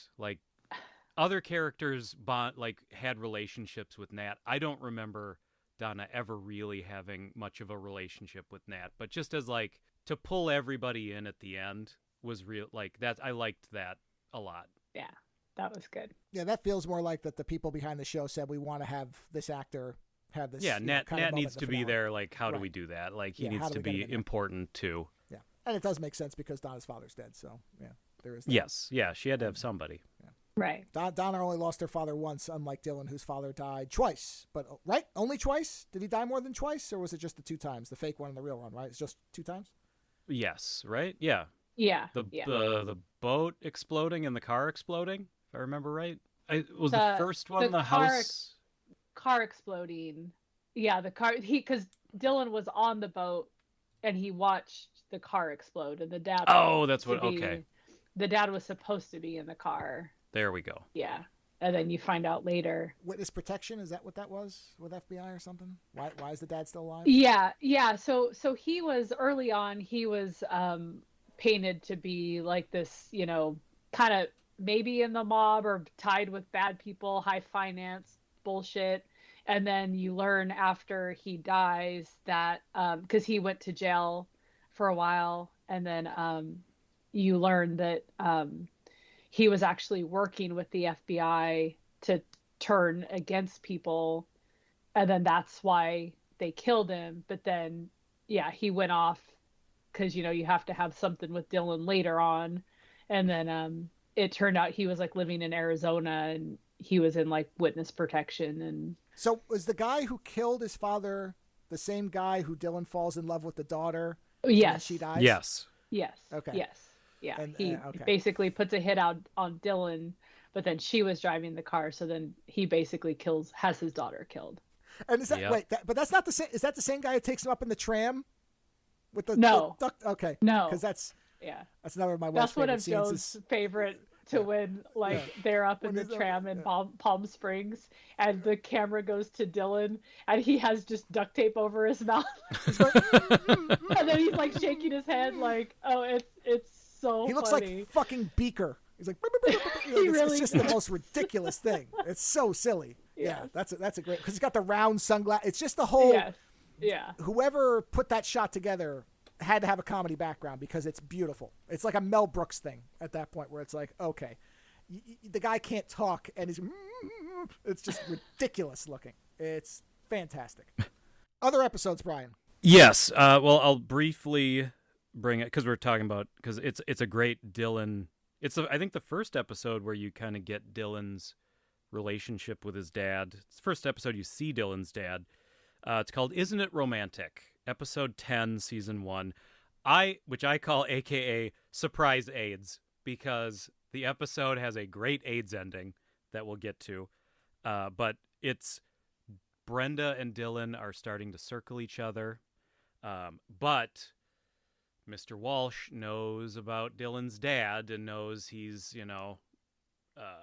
an unethical businessman and tied to potentially sort of criminal behavior, and they're indicting him. The grand jury is indicting him or something. And so Mr. Walsh is like very against even Brandon being friends with Dylan. He's pretty not cool about. But then, of course, when Brenda starts hanging around him, it's even worse. But there's a great scene where Brenda and Dylan go back to Dylan's place, which normally is just Dylan, but his dad is in town, which unexpectedly, and we get they're fighting, they're yelling. Dylan, again, they're high school sophomores, so immediately Dylan goes to pour himself a glass of whiskey, and Brenda's like, "Oh, do you drink, Dylan?" And it's the most. I remember when SNL made fun of 90210. I think it was when Jason Priestley hosted, and their impression of Brenda was just her going, "Oh, Dylan," and that's all it was. She just said, "Oh, Dylan," and was crying. Oh, that's great. And this is the episode where I feel that the most, because she's just perpetually upset, and Dylan's perpetually and of course he has like a slick line for everything. But she's like, "Do you drink?" And he goes, "Only at family reunions." And then she goes, "Dylan, don't. You have to drive me home." And it's just so funny. But they're arguing. He says, she's like, "I don't understand, blah blah," and he starts crying, and he goes, "He just gets to me, man. He just gets to me." It's the worst dramatic acting of all, but it's very funny. But the B plot to that episode is they're going to have a sex ed lecture at the high school. So there's hijinks around, David's horned up and he's super pumped to like go to this there's a special speaker, a sex ed speaker coming to the school. So there's all this like buzz around it. Steve is like, I'm gonna pick this speaker up because if she's a sex ed speaker, I betcha she likes to have sex. So my chances are pretty good. So he cons the teacher into letting him go pick the speaker up from the airport. But then when he gets there, he just says that he's the teacher, which doesn't make any sense to me. It seemed unnecessary to do. But he like brings the and the speaker's like a young, attractive woman, brings her to the hotel room, and then he gets like real forward, like in a weird way. Like just an uncharacteristic way. But he gets real forward, and she's like, no, that's very nice, but no. And then they get to the event where she's going to speak, and there's like a part where she's like she's like talking to the teacher, and you see her, Steve sees her point at him and like giggle and snicker with the teacher, so he's super embarrassed. But then the speaker gets up and says, hey, I have AIDS. And the whole end of the episode becomes about AIDS. And then Steve has to have like a grown-up moment where he goes and talks to her after the speech and is like, hey, like that offer for dinner, it's still good anytime you want. Like the show is he's like being like, isn't it big of me that I would still go to dinner with you even though now I know you have AIDS? Like it was so badly, but it's typically the handling of it, I would say, was typical for the 90s. Like they were trying to show acceptance, but by doing it, it just comes across like so disingenuous. Not disingenuous, but it's just handled so poorly. It's clunky. Very clunky and very TV writing, not humanely. Very, very not humanely. But it's the most like late 80s, early 90s to just at the end of this episode that was not about this to just have an AIDS message at the end. And then there's after that, then Brenda and Dylan are talking about their relationship. And well, first of all, the speaker says, first of all, always make sure that if you have sex, you need to be protected, you need to use a condom, and you need to use foam.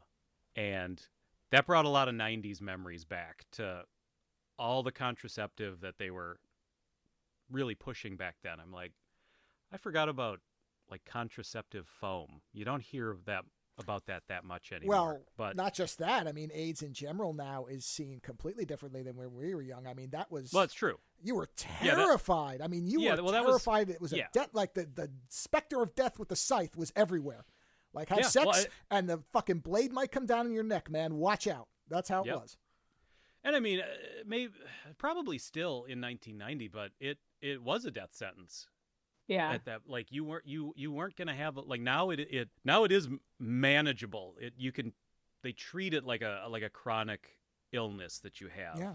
And you can still have a long life now, but yeah, back then it was a scary thing that was still pretty. I guess maybe 1990 scientifically we understood how you could and couldn't contract it, but I think there was still a lot of general fear and probably leftover ignorance about it from the previous decade.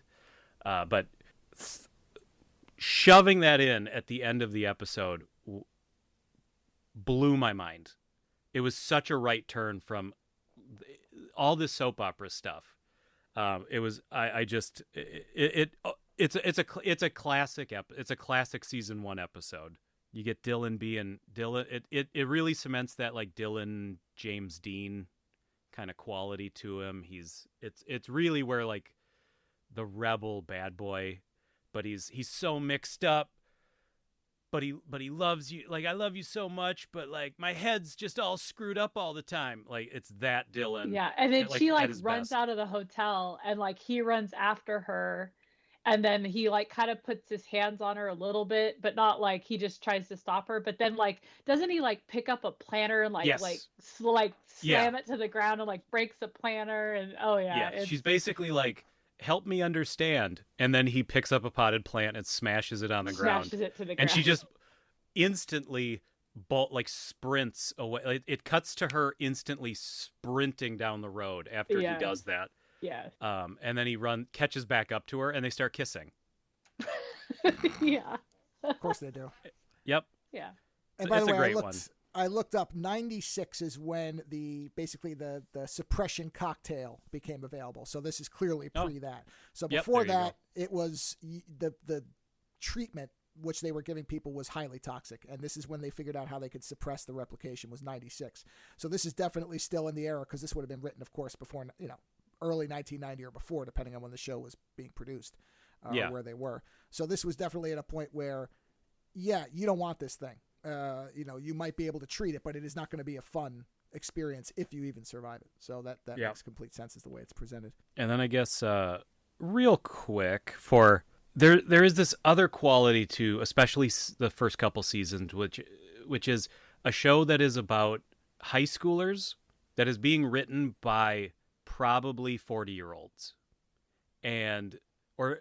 I love when you can just read someone with a completely different perspective trying to be like sort of injecting while trying to be like, well, what would a 17-year-old right now, like it sort of has a little bit of disdain for these kids of this age, but is also sort of trying to inject, because I always saw like the Walsh parents, I always sort of saw them as like they're being written by writers that are probably their age, so they come across as like the wise hero, like the secret heroes of everything. They're but there's an episode 15, Palm Springs Weekend, aka The Fling in Palm Springs, which is literally the full title of the episode. The aka, it's all in there. That's all the title. It's the episode I think is the first episode that really understands the ensemble cast that they're working with, because it's kind of the first episode where characters break away and have stories separate from Brandon and Brenda. Everybody's getting something to do in this episode in a way that I don't think we really saw before.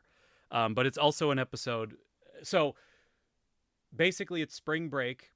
I think I forget who they were going to have a house party. Was it maybe at Donna's house? But the house falls through. They're not going to be able to use the house for their party. And this is a case of using David when he has something that they want. David's grandparents have a place like in Palm Springs, and they're never there. And he sort of justifies it in his head like, well, they tell me that I can use it if I want, and I'm just going to bring a couple friends. So I think Steve overhears that this house is available, so suddenly Steve is David's best friend. Yes. And it's like Steve, Donna, and Kelly, I think, are the people are going to use David for his house for the weekend. Right. And of course things go awry. David's grandparents are not out of the country. They are in Palm Springs. So they get there, and his wacky grandparents are there. In the hot tub. In the secret. Yes. What do they call it at the Playboy Mansion? The grotto. It's like their secret grotto, and David is super embarrassed and uncomfortable, but obviously like because he had other plans for this weekend, it's like he thought he's gonna get Kelly interested in him. Right, and then he they met some like girl at the gas station. Yeah, and then, so he invites the girl over because he thinks maybe he can score with her or something. Yep. He's got, and he's like, oh, come on, Steve, like she's bringing friends with her, and it's that situation. There's Dylan and Brenda are secretly going to Palm Springs. Brenda told her parents she was going with Kelly. Yeah. Because they disapprove of Dylan. And this is also, Brenda has finally decided she's going to give Dylan her flower. And so it's a big deal. When will Brenda open her flower to you? Tonight. Exactly. Or I will kill her. Tonight, or I will kill her. And Brandon has to work, so Brandon has to stay behind and have no fun. But then there's a story with him and this weird kid that keeps showing up to the Peach Pit. Yes. Who just verbally abuses Brandon Yes. all day. This dirty little That kid kid that is such just an abuses asshole. him. Yeah, Yes. just a complete asshole of a kid. Yes. So there's all these separate stories going on, and I think that it's not like an episode people would probably bring up as like an awesome 90210 episode, but I feel like an episode where they really kind of started firing on all cylinders a little bit, and everybody was getting something it's like Slumber Party, which Slumber Party was just before this, but Slumber Party was like, it gave a lot of people like kind of dramatic things to do, but this was like getting to have fun with everybody and the way they get to interact with one another. But it also becomes a lot about David being embarrassed by his grandparents, and his grandparents are just like loud, fun people. They want to be in the mix with all of David's friends, and he tells at some point he's like, basically says like, can you leave us alone because he's like, they're like, oh, but your friends love us, we're all having a good time. And he's like, well, they're just being polite. Yeah, they're being nice. Like, they're just being polite. Yeah. And it breaks his grandparents' heart. Yeah. His grandmother is just like, okay, well, I guess I'll just go die, is basically like, fine. Like, she's so hurt. Yeah. And then all these stories, like, aside from Brandon, but all, like, because there's this comical, Brenda ends up at the wrong hotel, then Dylan, they don't know how to get a hold of each other. They can't, because she was lying about who she was there with. She can't come clean. She can't, like, it's a whole thing. So she goes on this. She loses her wallet or her purse, or gets stolen, or she loses her wallet, and it's a whole thing. And then she has to spend the night in the hotel broom closet because a guy is nice and like sets her up a cot. Yeah. And then she gets to Dylan's hotel, and Dylan has a girl in his room, but it's a misunderstanding. It's a whole thing. And then they finally end up at David's grandparents' house. So kind of everybody comes back together, but everybody's like in a weird, bad place. And then David's grandparents, well, the grandpa takes the boys aside and grandma takes the girls aside, and they each tell like stories of their love. And it's like everybody is just like transfixed by the old people talking about like how love is work, but it's worth it, is like what they're ultimately saying. And there's actually kind of a cool scene with Kelly and Steve, because Kelly and Steve dated before the show began. That's like their history. Yeah. And they got together, like they hooked up in episode 11, BYOB, aka Brandon Gets Wasted. That's right. Yep. Yes. So Steve, ever since that episode, Steve's sort of trying to recreate that or rekindle that. And Kelly has a really cool, mature moment where she's like, I can't remember how she words it, but she basically says like, I really, really care about you, but we will never, ever be that ever again. And she's basically like really maturely saying, I'm choosing my happiness. Like, I know we won't work. Yeah. And I know that trying to make us work will only hurt us. So she has like a really nice, mature little moment. And then of course, like Dylan and Brenda, after, hearing the old people talk, make up, like they get back together. They kind of find that trust in each other again. And then at the end of the episode, because also this is another classic, David abandoned his best friend Paul for the cool kids. Yeah. So then at the very end of the episode, he's like, because the grandma's like, oh, I really like your friends. And he's like, well, my one friend isn't here. Like, my real friend isn't here. And, maybe maybe next weekend or something, like I can come up with Paul, like, and you know, so it gives him a little moment of redemption of like, yeah, you're a bad friend, but at least you're sort of recognizing it at the end of the episode. So I don't know. It's just a really well put together episode.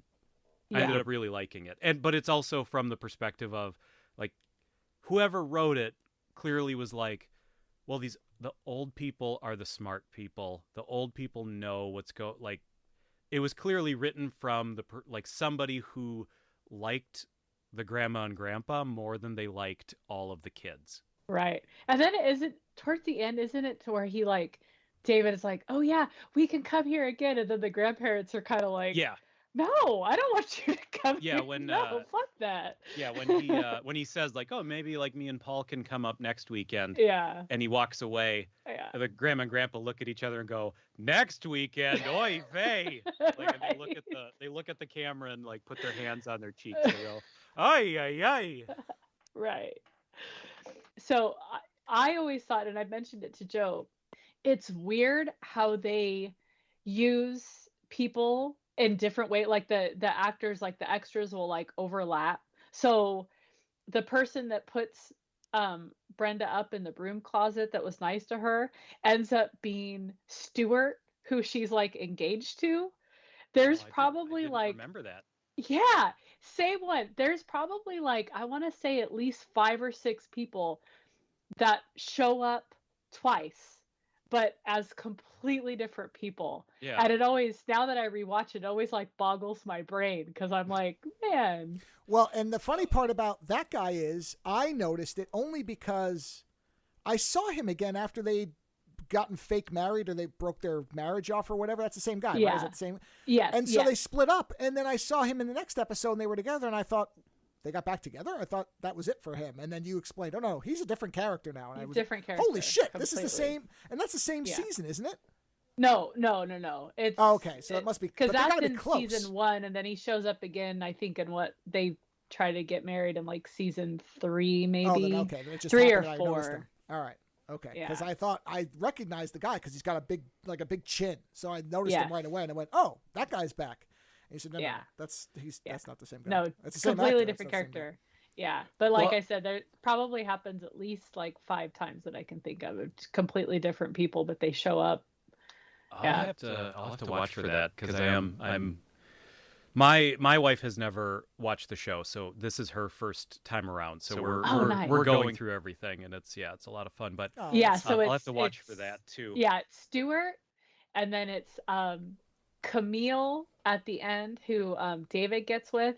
She shows up like early on that Steve tries to like hit on her, but she's like actually in like a lesbian relationship. So she shows up twice. Joe's brother shows up.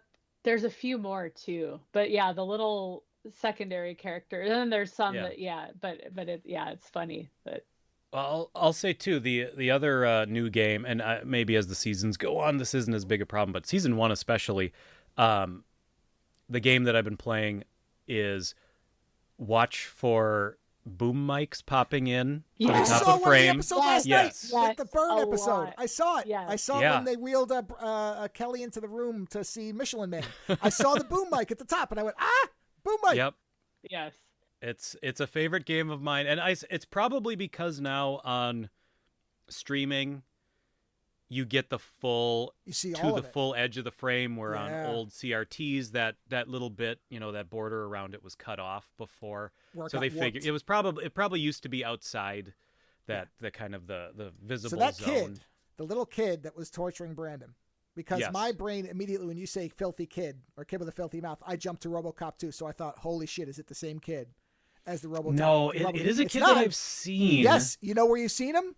In one Where? of our favorite movies, he's the kid who dies in the Blob remake. That's that kid. Oh, I yes. looked it up.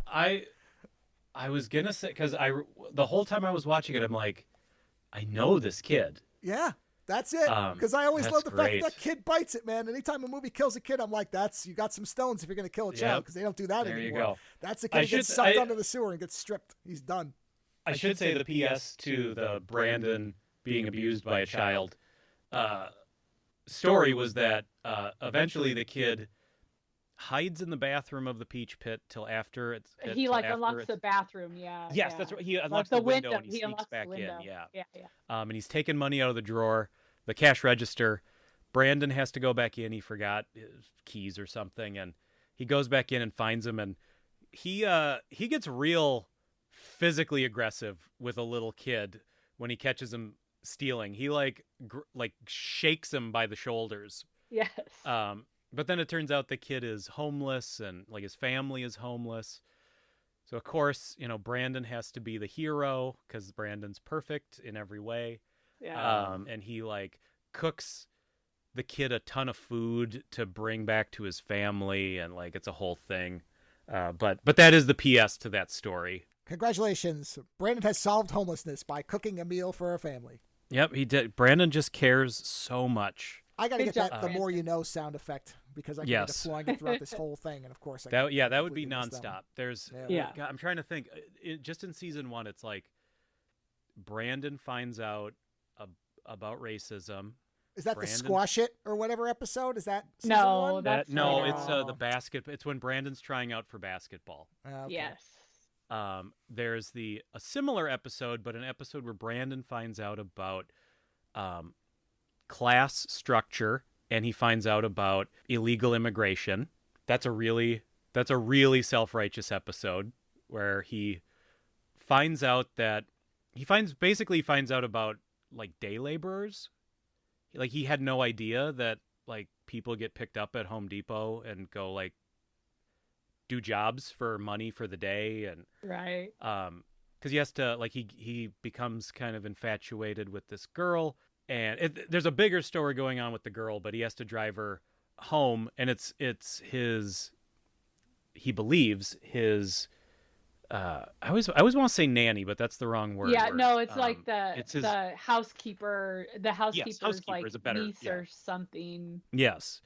But she's living with the housekeeper. So he finds out like where his housekeeper lives, and it's a bad area. It's poor, and like he sort of sees how the other half is living. Even though it's kind of stupid because the whole point of the Walshes is like they're transplants to Beverly Hills. So it's not like they've only grown up in Beverly Hills. Like he should have still seen poverty in Minnesota. Like it doesn't make a whole lot of sense that he would have just had no idea that poverty existed, but it starts turning into like he likes this girl. She ends up getting a job like kind of catering an event at the Walsh's house. First episode, by the way, where the term Casa de Walsh is said is that episode. I noticed that right away. Oh, okay. They don't say it again for years, but that Right. was like they said it in that The episode. first one. But like he gets real on a soapbox with his parents about the girl that he likes working at this like event, like basically as like a waitress. He gets real upset about that, and then he confronts they're having this party for this like fashion designer that's like a new client of Brandon's dad, and Brandon confronts the guy in front of everybody about his clothes being made in Mexico and people being paid a fair wage. And that's not really even what this girl's situation is about. Right. So it's really out of left field. It's like he's just mad. It's He read the Cliff Notes version of Yes. racism and decided to just yeah, go exactly. wide He's with like, yeah, and what about this? So it's just a crazy episode, but it's like Brandon learns that lesson. Brandon learns that fame isn't everything it's cracked up to be. There's all these Brandon learns episodes. In And then first the season. weird one, and I didn't remember this because when I would always rewatch it, I didn't. I would always start from like season 3. It wasn't until we had like Paramount that I started rewatching season 1. But the one with Matthew Perry is so weird that like he's like a tennis star and he's super rich, and then he's like writing this novel that he gives to Brandon, but it's about like killing his dad. So Brandon's convinced like he's gonna kill his dad, but then he ends up wanting to kill himself. Like, but it is so bizarre to where I'm just like, Oh my, that one is really That's, strange I think, to me. God, I haven't watched that one in a It's million weird. years. I just remember Matthew Perry being It's Being episode there? 1, season 1, episode 19. okay. So right, April is the cruelest month. It is bizarre. yeah. So weird. Oh, I can't. I'm gonna have to rewatch that one. But yeah, it's pretty crazy right off the bat that the Fame episode is a bizarre episode. Well, and I guess this is what I wanted to say too, is because there's so many of the Fame episode, the Brandon learning about poverty, all these things. All these episodes have, even the pilot episode, all these episodes have a character that Brandon falls in love with. Yes. And they have this really intense, usually like 2 days. Uh-huh. And it always ends with Brandon learning something about himself, learning something about the world. And then Brandon dating a girl with a baby was another one. But What they do you all mean? end with Some mothers are single? I don't understand. sometimes high schoolers have a baby. What? What?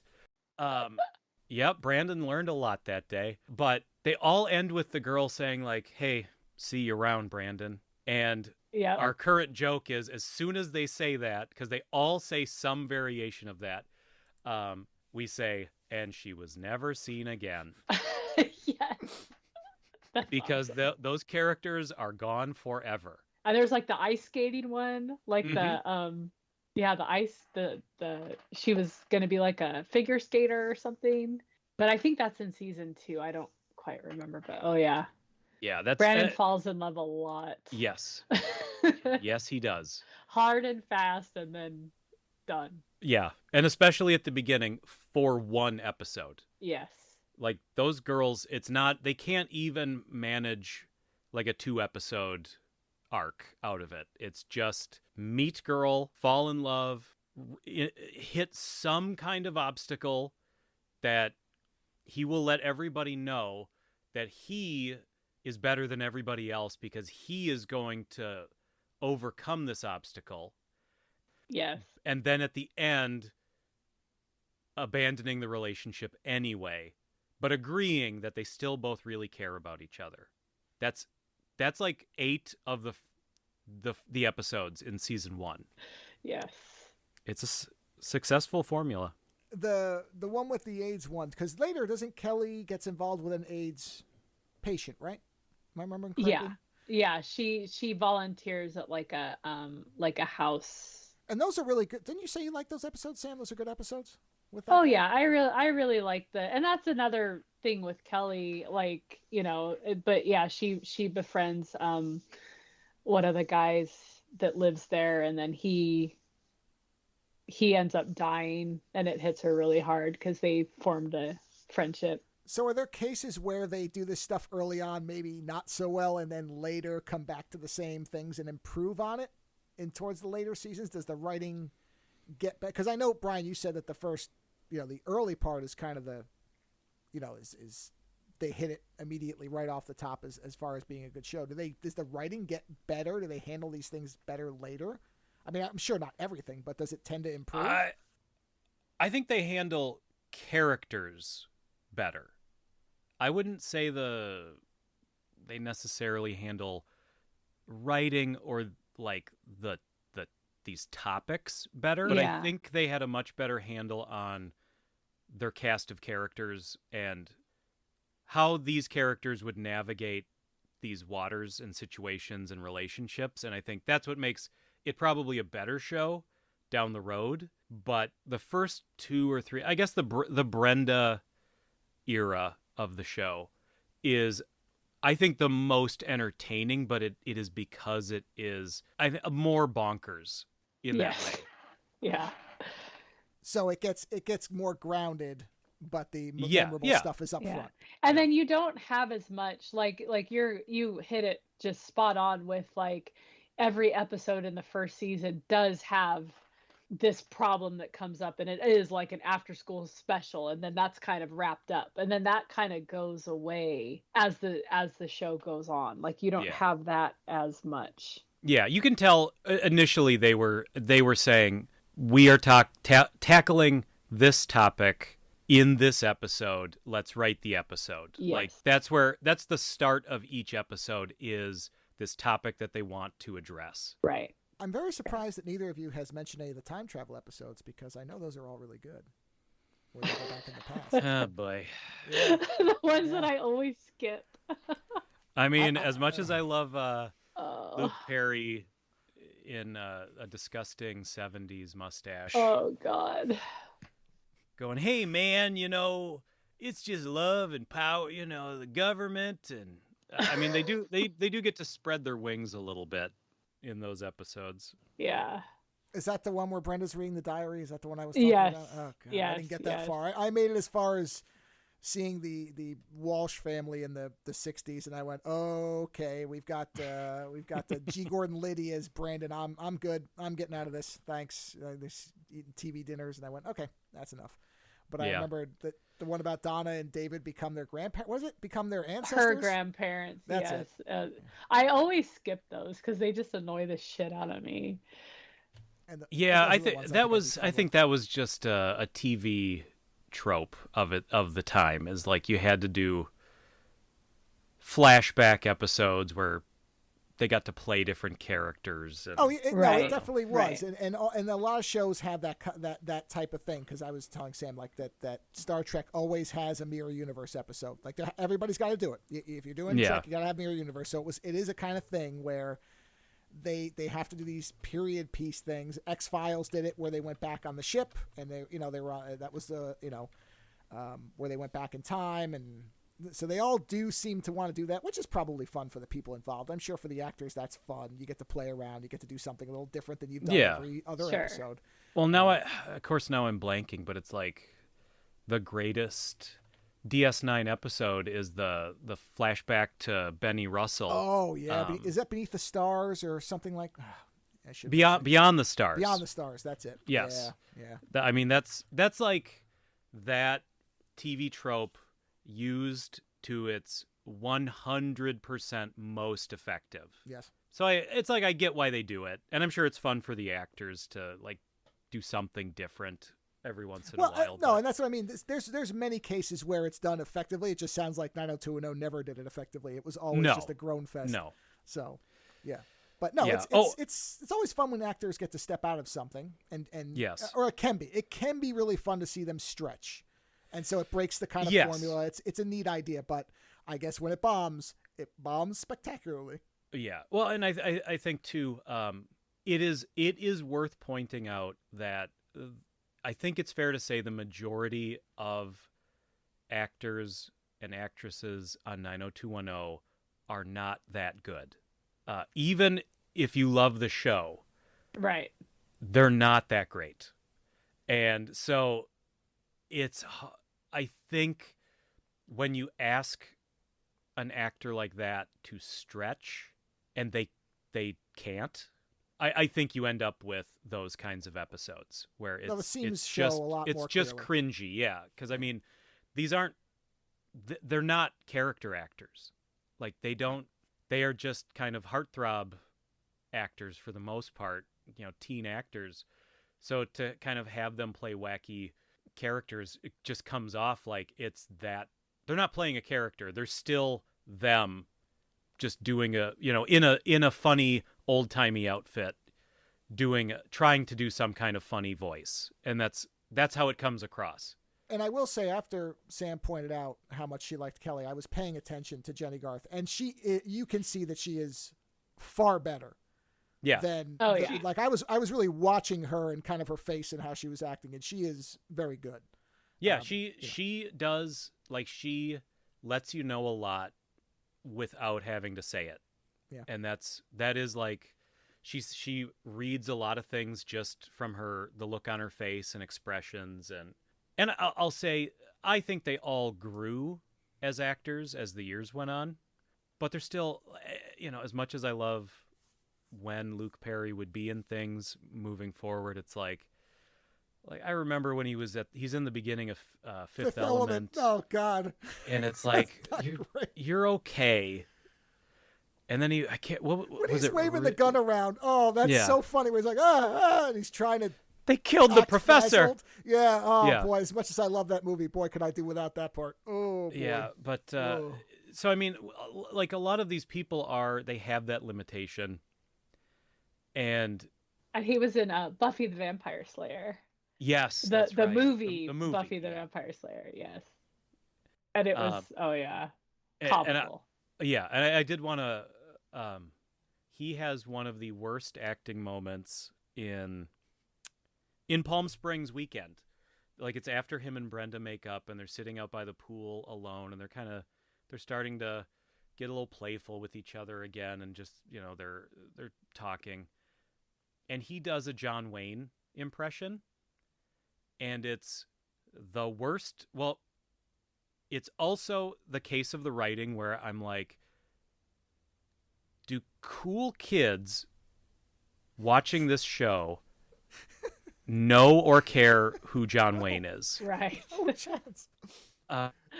So already it's a lame reference. There's a weird technical issue where obviously there was like probably sound issues. You're filming outside next to a pool. So some of the, like, depending on, like, from shot to shot, it goes from, I think, audio that was captured on set to recorded after the fact. And the stuff that is recorded after the fact, it's like they didn't mix it in properly to match at all the on-set recording.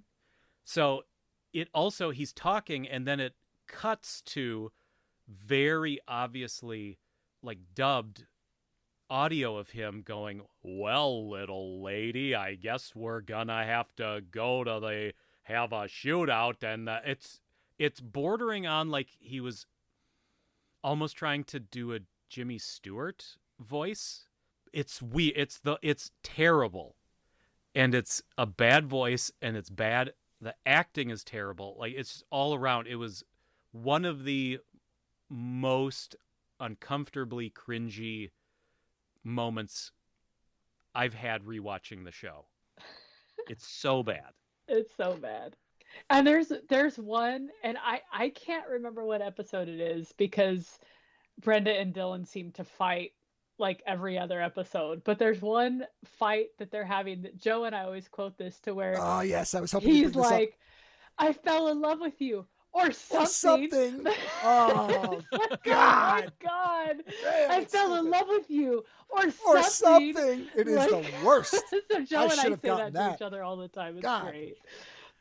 Oh. Yeah, that's great. I mean, Oh. it is in a way beautiful. I do adore stuff like that. When you see things like that, it's like, okay, that's delightful.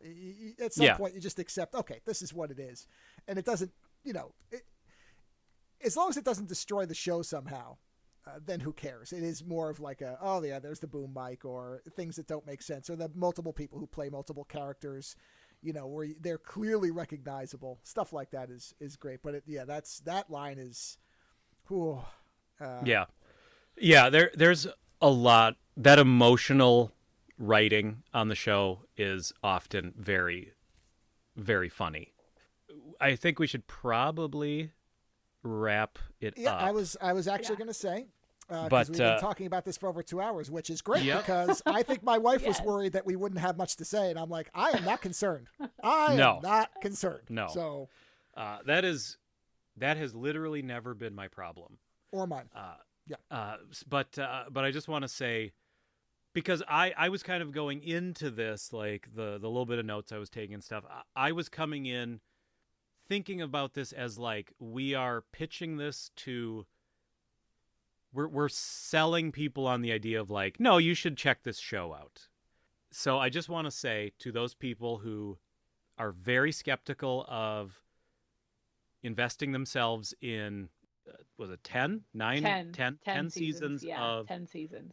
90s teenage soap opera, that it is there are so many levels that I think so many different kinds of people can enjoy this show, because you have the ironic level. There is that element of like, it's absurd. It's a sign of its times. So I love going back, and you get to watch You get to watch like 90s aesthetic all the way into the year 2000. You get Oh, to watch yeah. everybody's fashion evolve, and even the way it's filmed evolve. You get to watch this change over this period of time. But you also, I think, get genuinely really attached to the cast of characters. I think it's hurt later on. I think the show does like kind of obviously decline in its later years. But I think it's mostly because so much of the core of the show has left. And you're still attached. Like you can still kind of, I don't know. I think probably Val was maybe like the last, for me, like the last great character to get added. Mhm. I'm not a Noah guy. I'm not like there. Sort of everybody after that. I can't remember. Yeah, Steve's. Yeah. Gina just felt like Valerie 2.0, like because Yes, very much. yeah. And then I can't think of who Steve Janet. ends up with. Janet? Yes, Janet. that's right. Yeah. Yes. Like I like her, but like I'm not really along for the ride anymore at that I point. like her better on Becker as a different character. I'll say that. Yeah, It's fun on that.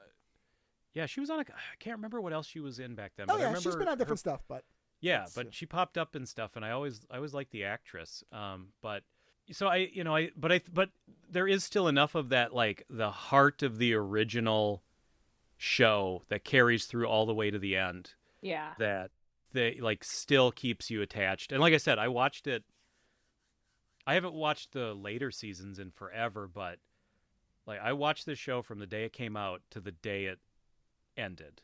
Like as far as I can remember, I was watching like if the new episode was on, like I was watching the new episode. So it's a ride that I think is still like very entertaining. Sam, what would your pitch of it be if somebody was considering it? Basically. Oh yeah, I totally agree. Yeah, it's like I said, I watched it from beginning, when it first came out, and I always go back to rewatching it just because, and it's kind of on in the background, and I usually, like you said, I usually fall asleep to it, but I really enjoy it. It's just it is absurd, and there are so many different things, but it is just like a teenage soap opera. You know what we didn't ever touch on is the fact that it definitely seems like Brandon and Brenda are a couple. Yeah. Yeah. Brandon specifically has no boundaries, like physically. No. He always has his arm around people. Okay, and, like, in a way that noticed Yes. that, and I thought it was just me. I'm like, okay, maybe it's because I don't watch it because this seems off. No. So okay, Yeah. no. okay. No, but again, especially in season 1, there is like a weirdness of like Brenda will be like just in like a sleep shirt and underwear, and she's crawling into bed with her brother. And there's so many times where I'm like there's a great scene where Brandon says something like he's confronting Dylan about like, are you going to go all the way with my sister? And he's like, damn it, Dylan, this isn't like one of your conquests. She's a virgin. And in my out loud, I made the joke. What Brandon said right after they cut was, "'Cause twins don't count." Yeah. And my wife is a fraternal twin with a twin brother, just like Brenda and Brandon. Wow. And so constantly she's like, this is not how twins act with each other. Like, this is not appropriate. Like, this is weird. So I can't believe we made it this far without something triggering my memory of like that is also there should be like a 90210 drinking game. Oh my God. Where it's like we have all these weird things that kind of always happen. We would die. Yeah. No, yeah, no, you wouldn't though. Just No, from that. because Die. this show has taught me that you can be an alcoholic and recover very quickly. You can be an addict and still mess around with illegal substances, and you'll be fine as long as you recognize that it's dangerous. Dylan taught me that. Oh, don't worry about it. You can drink later, even if you're an alcoholic. Just recognize that you have a problem and you'll be okay. That's another thing. Yeah. Great life lessons in how to handle substance abuse in this show. There is also another episode where Steve is a drug addict for one episode, and then his friend dies. Yes. And there's some great lines in that episode because his friend ODs, and Steve was going to be doing the drugs with him. He I think left the bathroom and was just coming right back, and his friend OD'd. And there's a part where people were kind of making a little makeshift memorial to this guy that OD'd. They're putting flowers and stuff down, and somebody put a bong in the flowers, and Steve gets really mad. And for one thing, he says, he loses it, but he says, "Who put this pot pipe here?" And I've always remembered that he called it a pot pipe, and I've never heard that term used ever before or since. Even watching that episode new, I recognized, that's an old person who doesn't know what a bong is. Absolutely. What is this? Pipe. Jimmy, I've got to write this scene. What do they call that thing? I don't know. It's some Pot kind of pipe. pot pipe. Pot pipe it is. Write it. Yep. Go ahead. And then he also says, he's yelling at the crowd about drugs. And he says, "Don't you get it? I was next in line to catch that high." And that's another thing we say all the time. That's great dialogue. I was next in line to catch that high. That sounds like a 70s Sun Ra album title to me. Yeah. I was next in line to catch that high. Also, real weirdly selfish. Your friend is dead. And you're at a memorial for your friend. And you're lecturing a bunch of people who, most of them are just genuinely grieving for this person that they lost. And Steve's making it all about him. That could have been me, damn it. Yeah. And one thing I think that bothers me most about Steve, and it is early on, but there are so many girls that he tries to hit on and or with or whatever, but he expects to instantly have sex with them.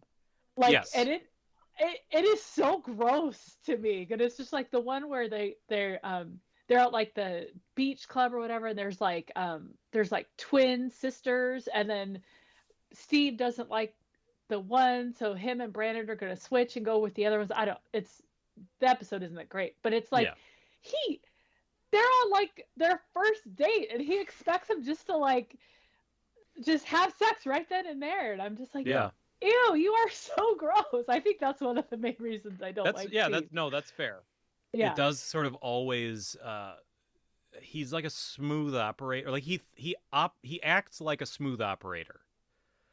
And then they'll show a little bit of interest, and he always goes right there, and it all blows up. It always instantly blows up in his face. Yes, when they're in Palm Springs, and he's making out with the oh shit, what's her Elle, and then he basically finds out that she's a man, but it's dude, you were gonna just right there on the car. What the fuck? Yeah. Oh man. Yeah, he's a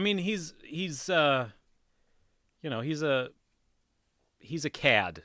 In fairness, he does drive a Corvette, and it is historically known that if you drive a Corvette, you can pretty much expect the world. I forgot. Yeah, he does drive a Corvette. That's fair. Constantly. Yeah, what's his famous license plate? A Ferrari. I ate a Ferrari. Yep. Yes. Excellent. Yes. Good for you, Steve. Classic. I do respect. All right. Part. So, and I will say, as somebody who will never watch this show, but having seen it on the side many, many years, and there are parts where I will sit there and watch it for 10 to 15 minutes. So I can't say that I've never watched any of it. It's interesting to see how it changed and to see these people. And like I said, when I really started paying attention, and this is where I want to be fair to the show, because it just isn't for my interest for whatever reason. But like I said, when I started watching Jenny Garth, that would actually be the reason I'd want to watch it, is because I noticed that she was really good. So there are people doing good work in it. And it's interesting even on the sidelines to see how it changes and what things change over time. And, a lot of shows don't make it to the end and have a good ending, period. So to have the show actually resolve in a way that feels like it's a good ending, that's a plus for it, because a lot of shows blow it or don't get an ending whatsoever. They just end. Yeah, that's fair. And they did smartly, in the final season, they looped back around, more people, more old cast members did come back. And they were smart enough to know, like, to end this show, it's not really about all of the new characters. It's about all these people that have been along the ride the whole time. Right. So it was cool. Like Brandon came back at the end. I think even Mr. and Mrs. Walsh came back for some amount in the final season for like a couple episodes. Like it was cool that kind of they recognized, like, hey, let's let everybody. Andrea comes back. Yeah. They kind of let everybody sort of take a bow at the end. Right. Yeah, so that's why, like I said, even for somebody like me, there is something to it that even I can recognize, even if I'll never watch it. So, but it definitely does have that, and the aesthetic is great too. That part I eat up, where I'm like, oh yeah, this is the '90s, all right. Look at this. Anytime anybody's talking with like a big giant cordless phone or any of that, like there's so much of that going on where I'm just like, oh, yeah, I eat that. It's a time capsule. Yes, very much so. It really is. In that way, it really does show you a huge chunk, the whole decade, really, because it's 10 seasons starting in 90. So you do, unlike a lot of shows, you get that entire decade basically from beginning to end and see where it moves. So that is unique among a lot of shows where you get to see that amount of time and a significant change you go from 1990 to 2000. It is a drastically different time period. In a lot of it ways. is. And it's a show that sort of had to be trendy, so it follows. And that's those what I mean trends. about you do. Unlike shows where they can stick to one time period or they can siphon themselves off in some kind of bubble, this one had to stay, or at least try to stay, on top of whatever was going on, and that's where you can see that progression. So that's, again, not a lot of shows do that. They either stick to a particular, like something like Twin Peaks, which never felt like it was of its time. It felt like it was some alien world that just happened to be around in the 90s. But it wasn't like it represented that time period because it was stuck almost in the past. A lot of shows play around with that concept, and so you don't have to pay attention to, well, does this reflect the real world? This one cannot ignore it. It has to live in the time that it's in. Well, yeah, and so many sitcoms, they can run for 10 years, but they don't evolve. Like, they kind of have to stick to the premise of the show.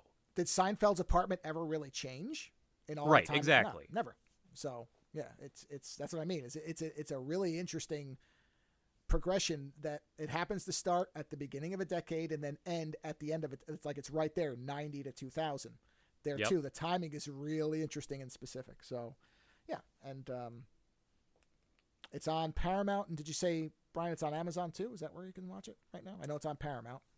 I mean, it's probably everywhere. You know what? No, I watch it through Amazon, but it is my Paramount. Oh, got it. Okay. Through Amazon. Got it. Otherwise, I mean, you can always support physical media and get those DVD box sets. They're pretty cheap right now. I've been slowly reassembling the DVD set, and I think each season is less than $10 on eBay. I think new, we have them like all. Still factory sealed. We do, and that's why when I rewatched within it, 5 feet of me, I could reach and grab them. So they're right here. Yeah, we have them. Yeah. Because when we rewatched it, I didn't. My best friend had seasons 1 and 2. That's why I always started from 3 because I didn't have them. But now we have them back. So perfect. Yeah. Well, unfortunately, season 1 I think is the only box set or season that they really did anything much for extras, like audio commentaries and that kind of stuff. I love. Sure. Unfortunately, I think after season 1, the DVDs are pretty bare bone, but but you never know because it's not on Blu-ray, right? It's only on DVD. As far as I've ever seen, it's just I see the Blu-ray or the DVDs floating around. If they gave 90210 the HD re-scan that they did with Next Gen, I would love that. Yeah, they did a great job with Next Gen. That thing is beautiful. Yeah. Yeah, no, it does not look like it's on Blu-ray, but the whole collection on DVD is $86, which is not bad for 10 seasons. I mean, that's a pretty less good, than $10 a season. Yeah. So you can actually get it. Luckily, it is still in print, unlike a lot of things. Ours is all on our Plex because I don't trust any of the streaming crap. So I'm with you on that one. Yep. Yeah, Paramount could, some deal could change and it's gone tomorrow. So. Or they change the music like Northern Exposure. Let's not get started on that or it'll be another hour of me being pissed off. So they can alter things if you don't have a physical copy, everybody. That's another reason for it. Even if you trust streaming, they can just suddenly revoke deals and music suddenly becomes garbage. So if you want to see Brian talking about that, you can go over to his YouTube channel, which is at youtube.com/HatHoleHomeVideo. There's a segue. That's how it's done, kids. Boom. That's how you do it. Well, thank you, Brian and Sam, for doing this. As I expected, there was no shortage of material, even when I don't have much input on it except to sit back and go, okay. I don't mind. So it's fun. So no, it was fun. It was fun. Yes. And on that note, since there's really nowhere to go, since we're at the end here, I will remind people you can go to ozonenightmare.com to listen to back episodes of the show.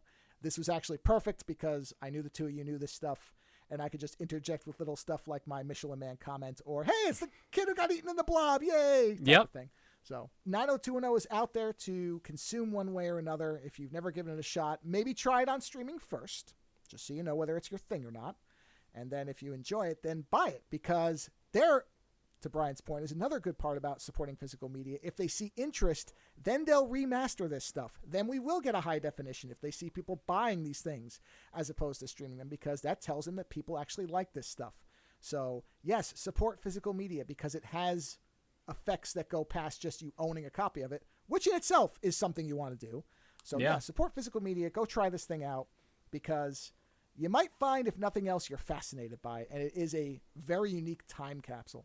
And so, yeah, that's it. Thanks for listening. And by all means, if you are a lover of the time travel episodes or the different time period episodes, feel free to write in. Keep it to yourself.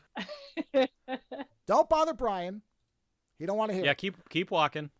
Go enjoy something. And if you're coming up empty, try out 90210. You might just like it.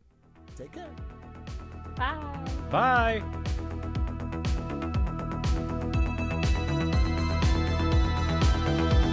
Visit ozonenightmare.com to subscribe to new episodes, browse through our back catalog, or to find links to support the show.